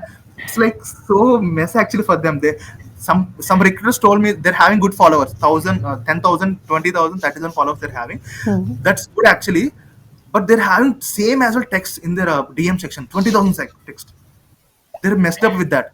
Bala, I just wanted to delete my LinkedIn account. Please tell me how to do. Hey, why you want to delete your LinkedIn account? Please don't do that. Please text them back, or please ignore the message. Some people now, Anjali, people think that people can react us. People can reply to us as much as they can do, as soon as possible they can the message. But that is not happens in every corporate. They have their own works, they have their own meetings, they have their own calibrations, they have their own PC calls. Everyone will call to employee. Sorry, at least 5 to 6 people will call that. The employee has to answerable to 6 people at one time. You know that that the corporate is. If you're Yes. working in a startup, it is more hectic actually. But I cannot dive into a startup. But MNC is like you will learn a lot of things. You will get some free time. But seriously, please don't do that thing. Please don't do message them directly. That's all I can say. Connect with them. Just write a note with them. If they're not replying, again they're telling hello, hi. What hello? What hi? What do you need, man? So this is how it happens. This is a corporate problems, Anjali. This is serious problem nowadays we are facing in corporate. I'm not saying that they're wrong, but they need to change their thinking and they need Yes. to have some like professionalism. They has to hire that, and like they need to understand the problem of the other human as well. Other humans. Yes. True. It's like it's not only having for people think that all humans are same, all humans are having the same problems like them only, but Yes. people are having thousand different problems each other. Yes. If you're working in a corporate, you're having 10,000 problems. That is Hmm. different story. But Right. if you're not working, you're having 1,000 problems. We are having 10,000 plus 1,000 problems. Total of 11,000 problems we are having. So True. how can, of course, we can reply. If you ask decently, if we are in a good mood, for sure we'll give. If our managers hit something on us, if someone is telling her, we will reply in a different way. So that's not happened anyway. But the people are very like that only. We have to bear them. See, True. if you're looking for a job, please specify the job and some. And one more thing I got, referrals. Yes. It is not a big deal to refer. I'm not exaggerating it. I can refer. I referred many people in Wells Fargo, then they never heard back. But Wells Fargo hiring is different thing. but I cannot open it right now. It's a complaints issue. But if you want to refer, if you want a referral, ask them in a genuine way that, sir, I'm looking for this role. This is the role, and this is my resume. If they're not able to refer, means please don't sue them. People will like, sir, please, why not, sir? Sir, I have many people known in your company. Sir. I got text actually, people who are not even how to use, they don't know how to use LinkedIn. But even we have to face that, then profiles we're having. But I can say to freshers, I'm not saying to professional freshers, please be patient. Don't be desperate for job. Try to get skill, guys. Try to get one skill and proficient and depth value, and then get certifications. Apply. They're not applying. If they want to, if they got a referral, they'll get the job. They feel like that. For that job only, thousands of people got referred. True. There is no logic in that. Even if you got referral, also there is no guarantee to get a job. You need to Right. focus on the hiring trends are happening in LinkedIn. If you're scrolling Instagram, how you'll get the trends? You have to scroll in LinkedIn, not Yes. Instagram. Then you will get the hiring trends. You'll follow the right recruiters. You'll follow the right people to work with. Like that, I got hired. I'm not saying generic things. Even I got hired like that only. I follow industry trends from. I got LinkedIn in 2020, but since 2020, I never had a good profile till 2021. From 2021, as an 18 year something years, I got started my building my profile. I done my things. I got opportunities. I got internships. From internship, it is step by step. If you're not getting any internship, any skills, how you'll get to land in a full time job? It's not a correct way to ask also job. And it is step by step. It will take long years to build your profile. It will take long years to enhance your profile and get the skills as well. You get the internships as well. Then full time job. You will not eat biryani at the first day of your born, right? Birth, right? So like that, only everything happens. Like it, things things are like that. So we were talking about sending the right message or right email to the recruiters. So what do you suggest? What are the do's and what are the don'ts so that the people don't sound very desperate to get the jobs or to get the referrals? Here are two situations, Anjali. Mhm. When you are connecting with the people who are hiring for your role, if you saw that that person is for sure hiring, then only connect with that person, stating that, hi, I'm Anjali. I'm looking for this role in your company. I have the right skill set. I will be. I feel like I will be the great fit for this role as well. I have relevant experience in projects as well. Please let me know when you are free to connect over a coffee chat or something. If you're in Bangalore people used to do like this. They will meet for coffee chats, and that's a trend actually in Bangalore. Okay. So they will connect with an, if they're in the same tech park, we have some own tech parks, coffee shops. We can meet there and we can exchange our professional ideas and how we can work. They're hiring like that. And if they're okay to connect with the phone call also, ask them their mobile number, or maybe their personal contact number, or maybe when they're free you can chat them there, you can ask for a meeting there. That is completely fine. And if they're okay, means, if they're not okay, means don't do that. And coming to correct LinkedIn note means, do what you looking for, that role. And for every recruiter there is no need to put the connection request note. Put Okay. that click that connect button and wait for them to accept. Once they accept, you will get a notification they accepted the invite. Mhm. Then text. And Okay. people who are like more professional people, or who are in busy, you will see the profiles and you will judge them as well. Mhm. Can judge that based on their profiles, also people is busy or not. Not everyone is busy, I'm saying, like, not saying everyone is not busy, but people who are in 20 years of experience, the talent acquisition team, people are texting them. She is a talent acquisition head actually. One thing I want to mention here, she's a talent acquisition head in some big company. I cannot name that company. It is not Google and Microsoft. Madam, I want job, ma'am. Like, I'm in your company. I'm looking for this role. That's it. He connected. One, two line. That's it. Do you think that he will hire?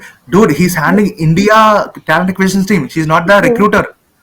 People think the talent acquisition team is okay. Same. Recruiter is same. And hiring manager is also same. Both completely different. True. So you need to connect with the recruiters and hiring managers. That's it. Don't text the CEO also. Sometimes I don't know, people who don't text the CEO, even they don't get the reply also. It won't go to CEO as well. Firstly, it will stop in the middle of the team only. So if you're hiring, if you're sending a text to the people who are in head position, like who are having 20 years of experience, and they're hiring for, they're maintaining the talent acquisitions team in India, there is that is not the thing to connect with, and that is not the correct person to connect with. They're not hiring for that role. They're talent acquisition head. That's it. You need to connect with the recruiter. And coming to emails, if you found their email, for sure they will, there are a lot of tools to get the email also. People will know, people are very intelligent. And don't spam them. If you spam their email, like they won't get any mails. Sometimes work emails, don't spam their work emails. Ask for LinkedIn replies only, reply backs only, then connect there only. Don't write any mails if they are not providing their mail ID. Unless until they're providing their mail ID, then only you need to write a cool body mail and send your resume and cover letter to them. And connection request, as I said, keep it brief. What you are, where you're working, what you wanna do, what are your skills. Thank you. That's it. Don't mention your inter marks, 10th class marks, and everything. There, they don't need it. Even I saw people who are mentioning, I got 90% in my plus two, in I got 80% in my degree, BTech first year. They'll catch here. So why that 10% got reduced? So it's not even LinkedIn also, they're putting grades as well, 60%, Yes. 70%, or 80%. Guys, don't do that. If you're having some good CGPA or at least more than 80, it's up to you whether to put or not. If anything below 60 or 70, don't put that. If you're having grades A, B, C, below than A, don't put that. A plus A is fine. If you don't, no need to mention the grade as well. That is strictly the thing. Okay, so we were talking about AI. So let's move on to the section where we'll be talking about AI and the job market. So first of all, AI is changing every day and everything is changing. How do you Mm. see it impacting the job market in next few years? A is a great topic here. I was my team. I was working with an automation. Um, People will call me. I was working with a lot of AI tools. When I went to Bangalore, Mhm. I went to tech conferences. Majority of the tech conference will say about AI and the hiring. AI will take your replace your jobs. AI will take your 90% of the jobs. Yes. No, not happening. Even AI can replace your jobs. Again, they'll create an one more special domain job for AI to repair, to manage the AI. So you need to mention those skills. And again here, if someone is laying off means, see, nowadays social media is influencing a lot.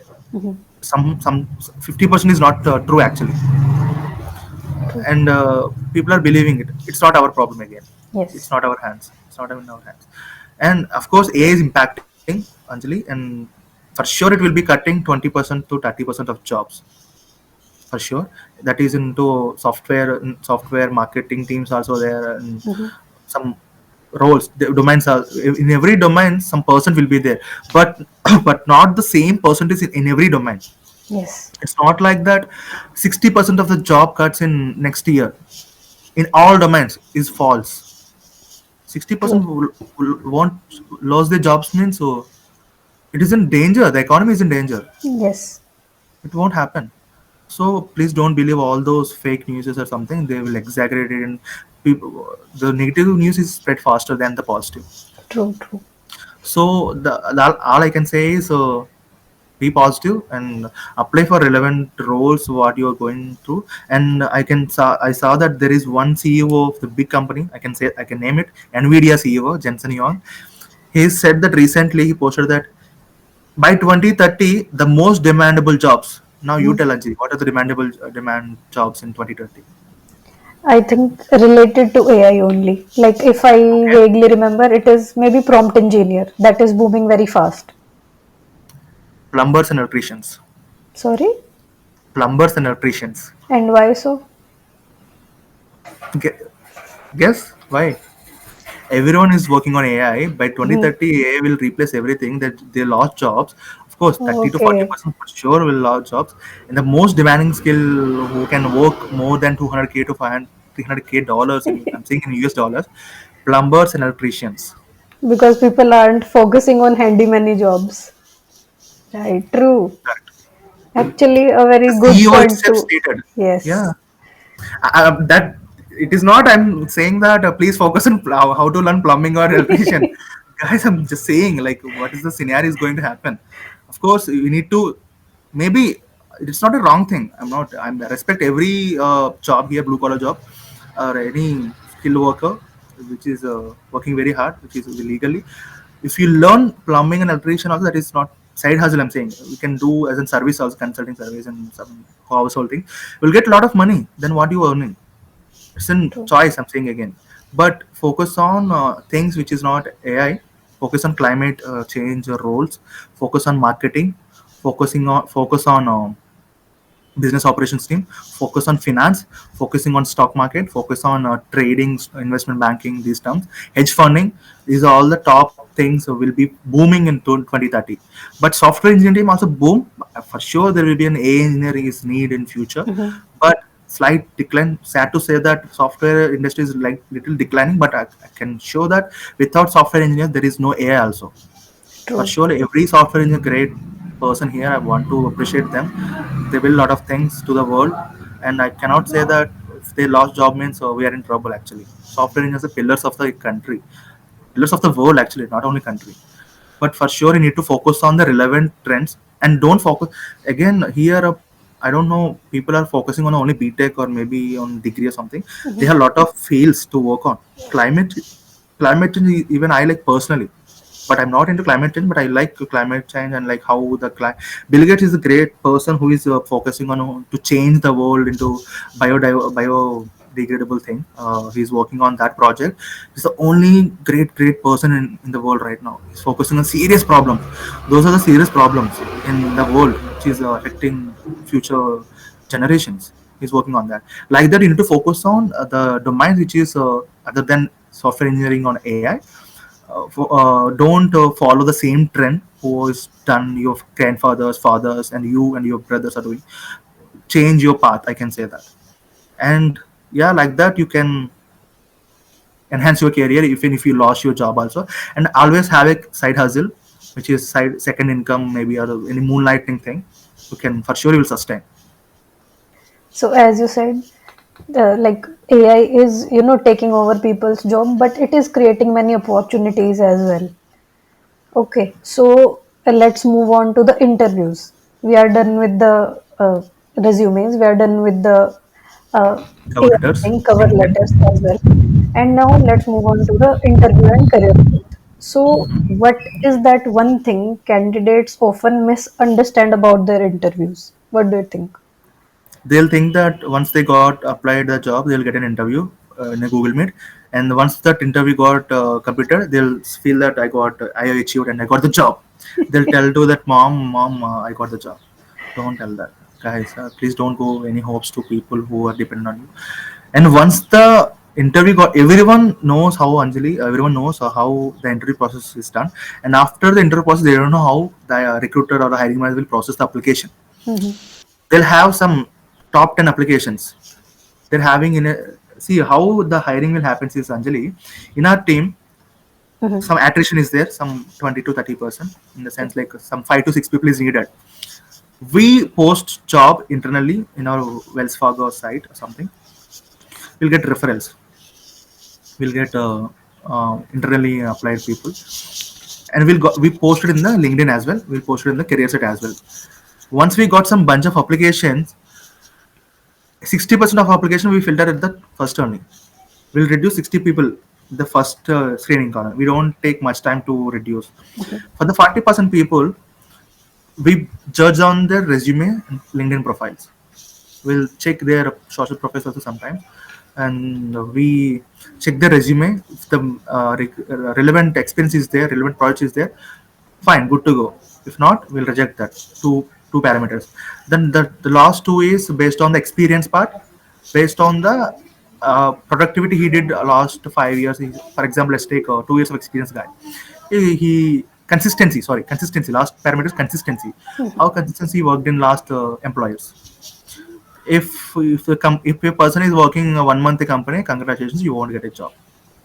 1 month, I'm not saying like I'm just joking. 1 month person can't do.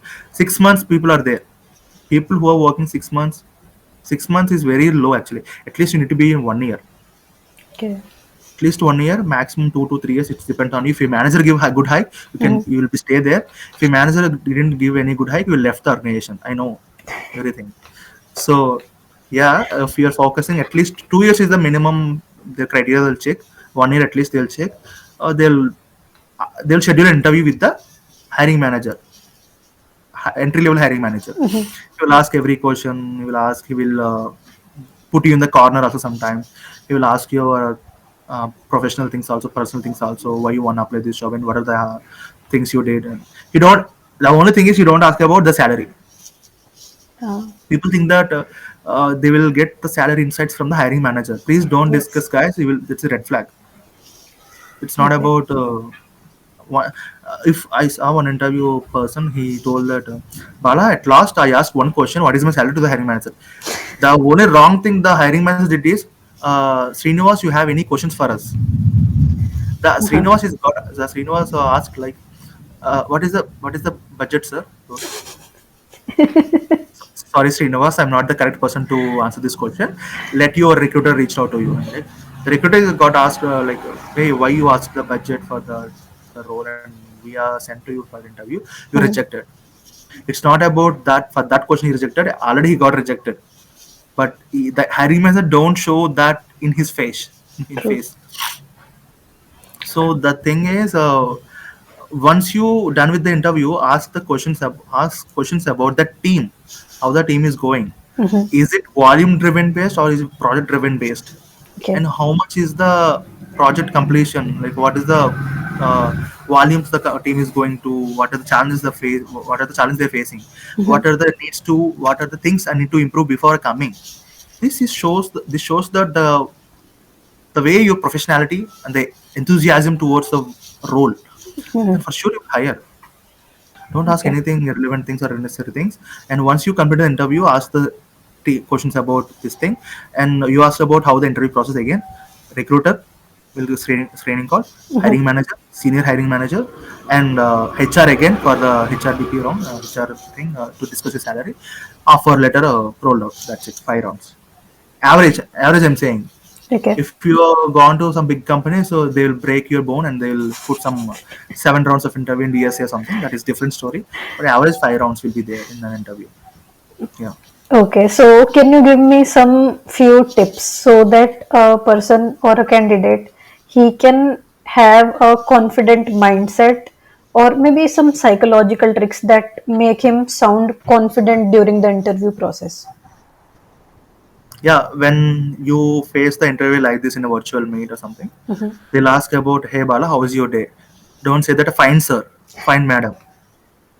They're expecting a lengthy answer from you. They Mhm. want to build a rapport with you. So try to be professionally.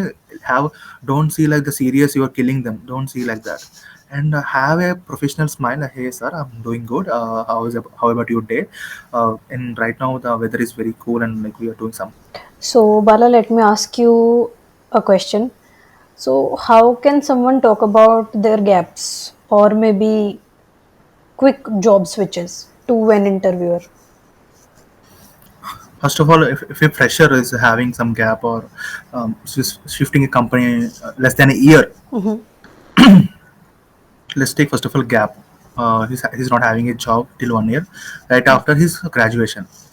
He has to or she has to tell that, uh, hey, I can see that there is 1 year gap in your resume. Can you justify it? This is the Mhm. way the recruiter or hiring manager will ask you. You have to tell that, sir, I was learning some skills regarding my domain and I was doing some certifications as well. It took some months to complete it and I was applying for jobs from past 3 to 4 months. I completed it within 8 months only. It is a 1 year course based on my excellence and capacity. I completed it in 8 months. Then since I started job from 4 months back, I got this opportunity. Like this you have to sell and to tell you about yourself. One the thing is you need to tell that you're a doer. And Okay. one more thing is, for a guy who is having a uh, um, quick shift after 1 year 6 months or maybe like that, Mhm. tell that certainly, sir, I reached a certain level in my past role. I completed my every project there within requirement of the manager and the team, and I lead a team also. Since I got a better opportunities in different organizations, not only this, I was stick to this interview because I like the company's goal and the work what you are having. So I want to thrive in your organizations. I want to learn more opportunities how you learned and implement the same things in my past organization. So this is how I work. Sorry, this is my motivation to change the company, and I can see that a rapid change in my career, and I feel I equipped more skill set and experience in my past role. So from now I can see my self at least 5 years in the same role because I need to gain a seniority level at one point. So that's why I changed this role to get a seniority level. From here I will be uh, looking at myself in the same company with 5 years. Of course you're lying, I know that, but same thing you need to tell like that. Everyone like that. Even my hiring manager asked the same question. Bala, where I saw that you're having a great profile. He's very speedy, talkative person. Well, I have a great question for you. Like, how? Let me know how you can answer this question. Where you can see your where you can see yourself after 5 years. Sir, I see myself in the same organization, which is the best organization in the world, Wells Fargo. Uh, I want to, yeah, I want to grow within the house in-house only. I want to be a senior level analyst or maybe manager at the same organization. See, no one believe that. Even he also know that that is a lie, and you also know that that is a lie. Everyone knows that that is a lie, but you have to tell that in a professional manner. That's how the storytelling is. Learn storytelling. In every interview, you need to learn storytelling to impress the recruiter or the hiring manager. Of course, you will get the job. You have the right skill set. They'll test your patience in that storytelling things, and they will test your communication. How you can communicate. If I hired you in my team, how can you solve a problem? Even I did a lot of things in my current team to lead a team to give process updates and like to enhance their work efficiency. A lot of things we cannot name them, but yeah, even as a team member, you need to act as a leader. The foremost thing is, Anjali, here every hiring manager has to hire a team leader. That is, a team consists a team has to consist. For example, let's take a team has 14 member of team. Let's take our team or some other team having 14 to 15 member of team. He has to hire 15 team leads. That's the key responsibility of the recruiter.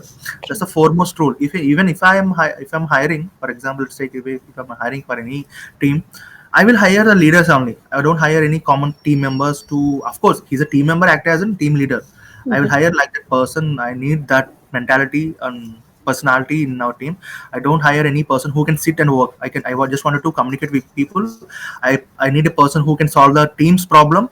If I'm not there in the office, that person has to take care of the office. If the second person is not there, the third person has to take care. If the third person is not there, the fourth person. If everyone is not there, the one person is there. He has to act as a team leader and he has to complete his work with ethically. So that's what I look in as a recruiter. I'm not a recruiter, but I had a lot of interviews. I got experience also. Majority hiring managers are looking the same thing: leadership skills, the storytelling. Of course, the domain knowledge is required. The domain knowledge and the skills part, it is for sure every role it is required. But certain roles it is required to have a leadership skill, storytelling, and like what are the external tools you are having. Not only these tools, like that you can ace the interviews. So one more maybe a trend going on, you can say. I've seen people doing maybe making their websites. So this is kind of a personal branding only, I would say. So what do you think? How important is personal branding today? Just apart from your LinkedIn and your resume, maybe cover letters as well. So how important is it? Perfect. That will be a great thing to. It is a great hook step to attract the recruiters or the hiring managers. And as you think, you can see, you also saw many profiles, LinkedIn profiles. Down that LinkedIn profile, they will be adding some www dot their portfolio link. It's Yes. a great thing. It needs to be added in the resume also. And in resume, one more thing, it's a current new trend. Actually, it is working. It's 100 to 100% is working. Video link resume your about yourself. You need to record a video of 30 seconds or maybe 1 minute, whatever it Okay. may be the time. You need to Tell about yourself in 5 seconds. Tell about your work experience in 10 seconds. Tell about your projects in 10 seconds. Tell about your skills in 10 seconds. Tell about your education in 10 seconds. Tell about your certification in 10 seconds. Total 60 seconds. 1 minute. That's it. You need to record a video like that and upload it to Drive, copy that link, and paste it in hyperlink in the resume. This is the current trend happening. It's not only a portfolio thing. Both are very appreciable right now nowadays. The portfolio thing you mentioned is very important. 100% I agree. The thing is, one more thing is right now happening. Most of the recruiter cities right now trend in USA, San Francisco. People are having their resumes, RESLINKs, Mm-hmm. resume links with having the word video, Mm-hmm. which the recruiter can click on that link and they can view their video. They feel like they'll talking to the person without talking to the person. They'll feel like they'll talking to this person is genuine and like they will feel like more authentic while reaching out to you when reaching out to you. This is how happens when you're having portfolios and resumes. Okay, so now we'll play a quick fire round. Okay, you have to tell me very quickly whatever comes to your mind after I Cool, ask the rapid. question. Okay, so one resume myth you wish people would stop believing. Hmm. One resume myth: Yes, stop believing to get hired. yes. Writing more bullet points and having their beautiful picture in the resume. Okay, a small change that can instantly boost your LinkedIn visibility.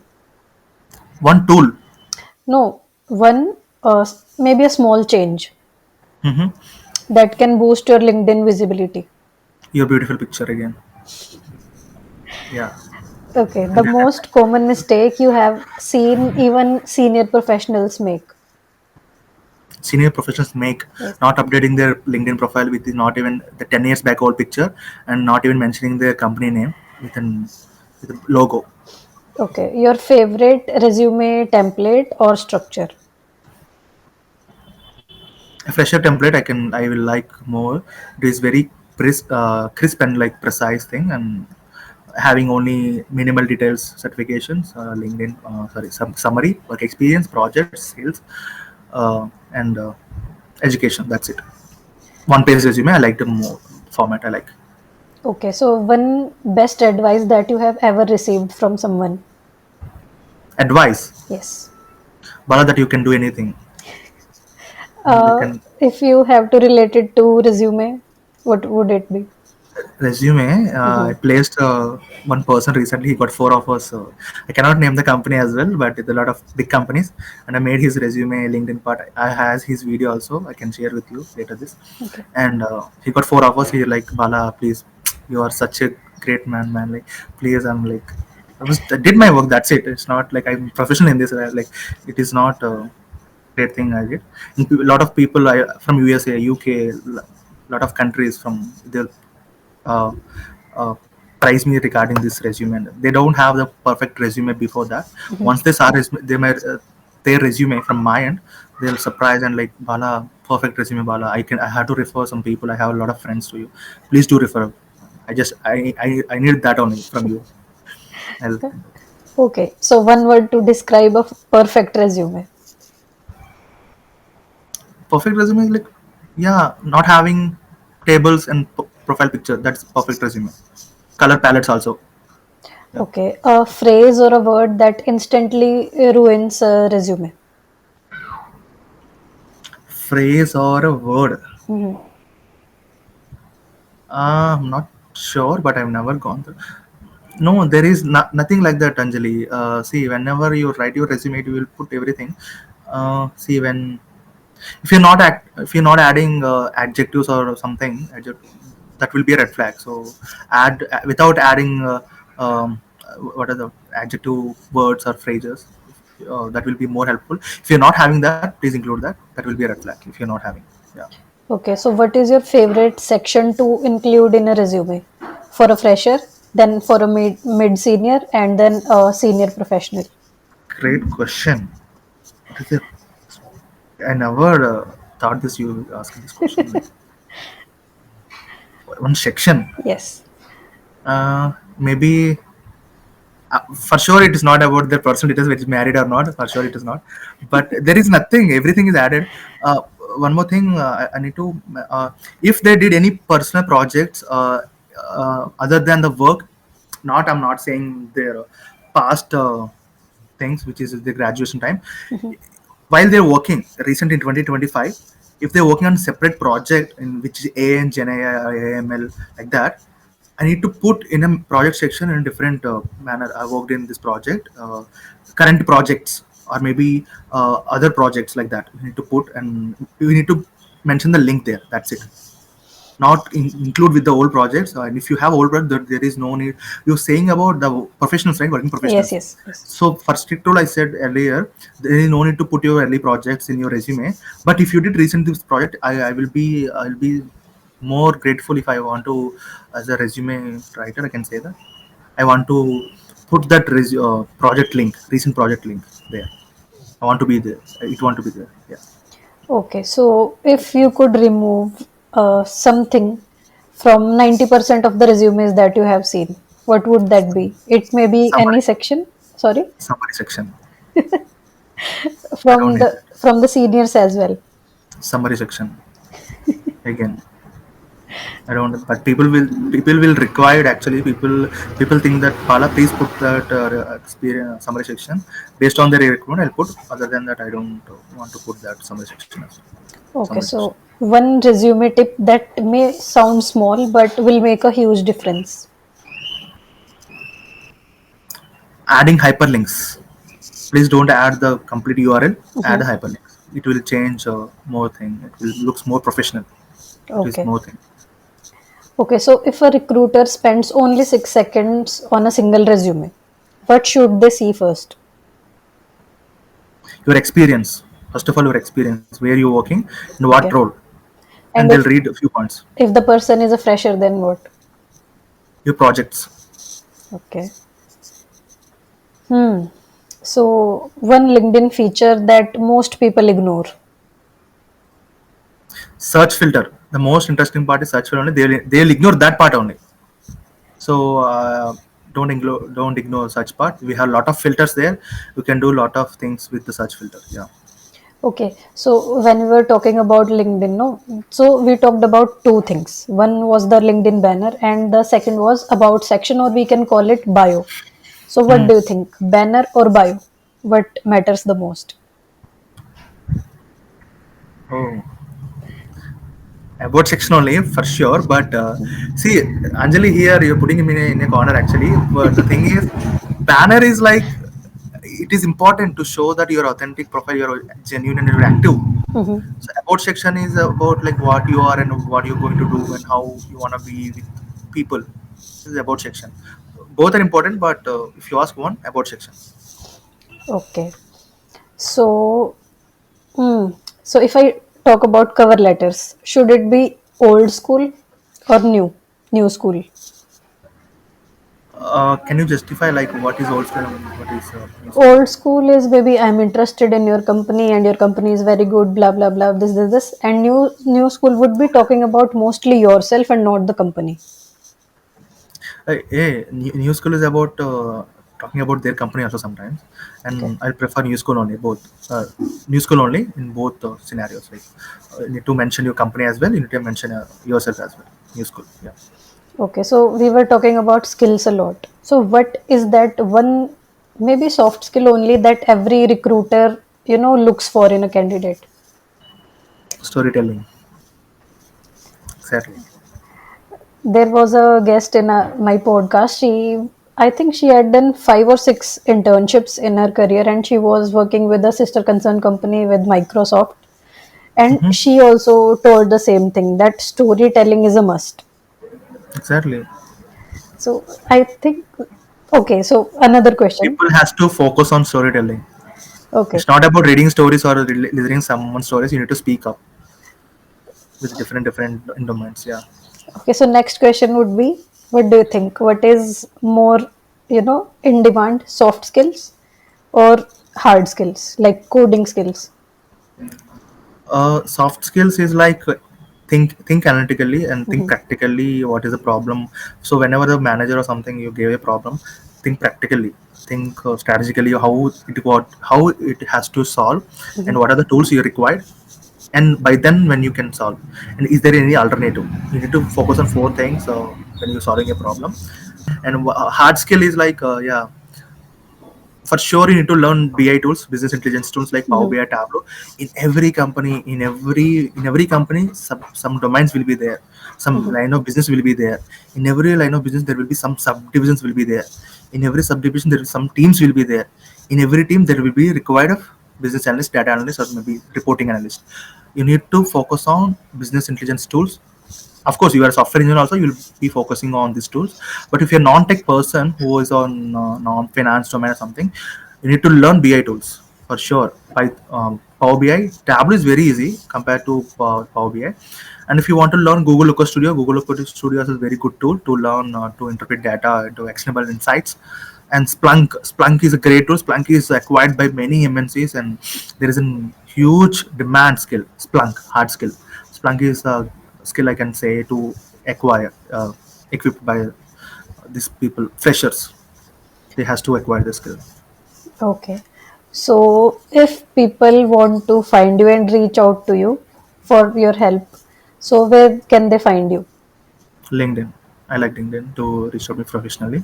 Okay, if you have any concerns, you can reach me at my personal number. The personal number is there in the banner section as well in the section.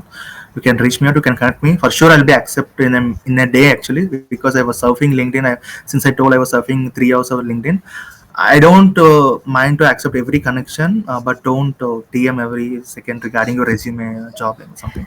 But for sure, I'll be accepting your invite. If you send today morning, I'll be accepting by today evening. We can chat over regarding your profiles. Okay. So, the last question for wrapping up the podcast. If someone is listening to this podcast right now and they feel lost because of the, saturation in job market or for XYZ reason, so what would be your message to them? Please don't think like that. Nowadays, people are getting jobs. It is very hard to get jobs nowadays. Even experienced professionals, they're not getting any calls. It's not about they're resigning and doing that. They're doing the same job and they're applying jobs. For them only, it is very hard to get jobs. But coming to freshers who are lost in applying jobs and like who is like, give up. Don't give up. Like, think that where you're doing mistake, how you're applying, and which job boards you're using. If you're applying same Naukri or LinkedIn for Mhm. 100 200 jobs, no, there is no point in that. Use different tool again. After a few days, or switch to different tool. Glassdoor is there. Mhm. Indeed, I don't think Indeed is a demanding tool, but Naukri is perfect, and Glassdoor is okay, and the career sites is okay, and some recruiter agencies will be there. You need to connect with the recruiting third-party agencies to hire. Actually, people are outsourcing. Sorry, the companies are outsourcing the hiring. It's not about the companies hiring itself. They're outsourcing the project for hiring. So, for example, X company is hiring for 100 people in same domain in different three locations: Bangalore, Chennai, Hyderabad. They're not hiring really. They don't want to waste their time. They'll give the project to the third party vendors, and they'll pay that amount to the vendors, and they'll hire. So you need to find out the vendors first of all who are in the market, who are the top thing. ABC Consulting is there. Some lot of things are there in Bangalore, Hyderabad, or Chennai. Then you can reach out to the concerned people in LinkedIn, asking that I want to get a job in this domain. Are you hiring for this role? Connect with 30 recruiting agencies, 30 people at least in a day. Then see yourself and then get back yourself like how you did. For sure, there will be a reply from the recruiters, and they will suggest you to what needs to be improved and all. And yeah, again, focusing on LinkedIn connection request. Um, Connect with the right people. That's it. So, Bala, anything you would like to add or any piece of advice? Maybe a vague piece of advice. Nothing, but I want everyone to be get a job. For sure, everyone will get a job. All the best for everyone. First of all, for sure you'll get a job, and everyone will earn their desired salary in future. Even as a fresher, also, even I lost sometimes. Even to be frank, I have to share one thing here. Even I lost when I was in Hyderabad. I was applying for many roles. I was networking very eagerly to the Big four consulting firms also. I was networking with people. There's nothing here back. The thing is, for every fresher needs to be, the first skill is patience. Please apply every role that you makes you relevant, and apply that role and wait for some time. Even if it's a rejection mail also, take it in a normal way. Don't feel that you lost that job. Even it's not only you applying for that job. If you only you applying the job, they will directly roll out the offer letter with the desired salary.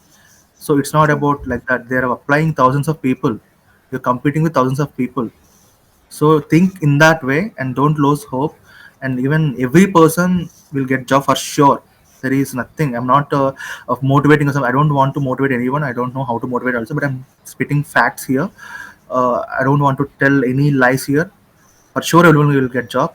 But if you focus on the right platforms using to connect people and the right platforms to apply jobs, it will take time, but you will get hired.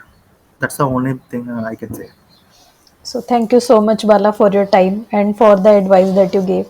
I think people would have learned something just like I did from the podcast. So thank you so much again for your time. Thank you so much, Anjali, for having me, and all the best for your career as well, and all the best for everyone who is watching this video. Please subscribe Anjali Panchal's YouTube channel and hit the bell icon. Thank you. Thank Thank you you so so much. much. Thank you. Yeah.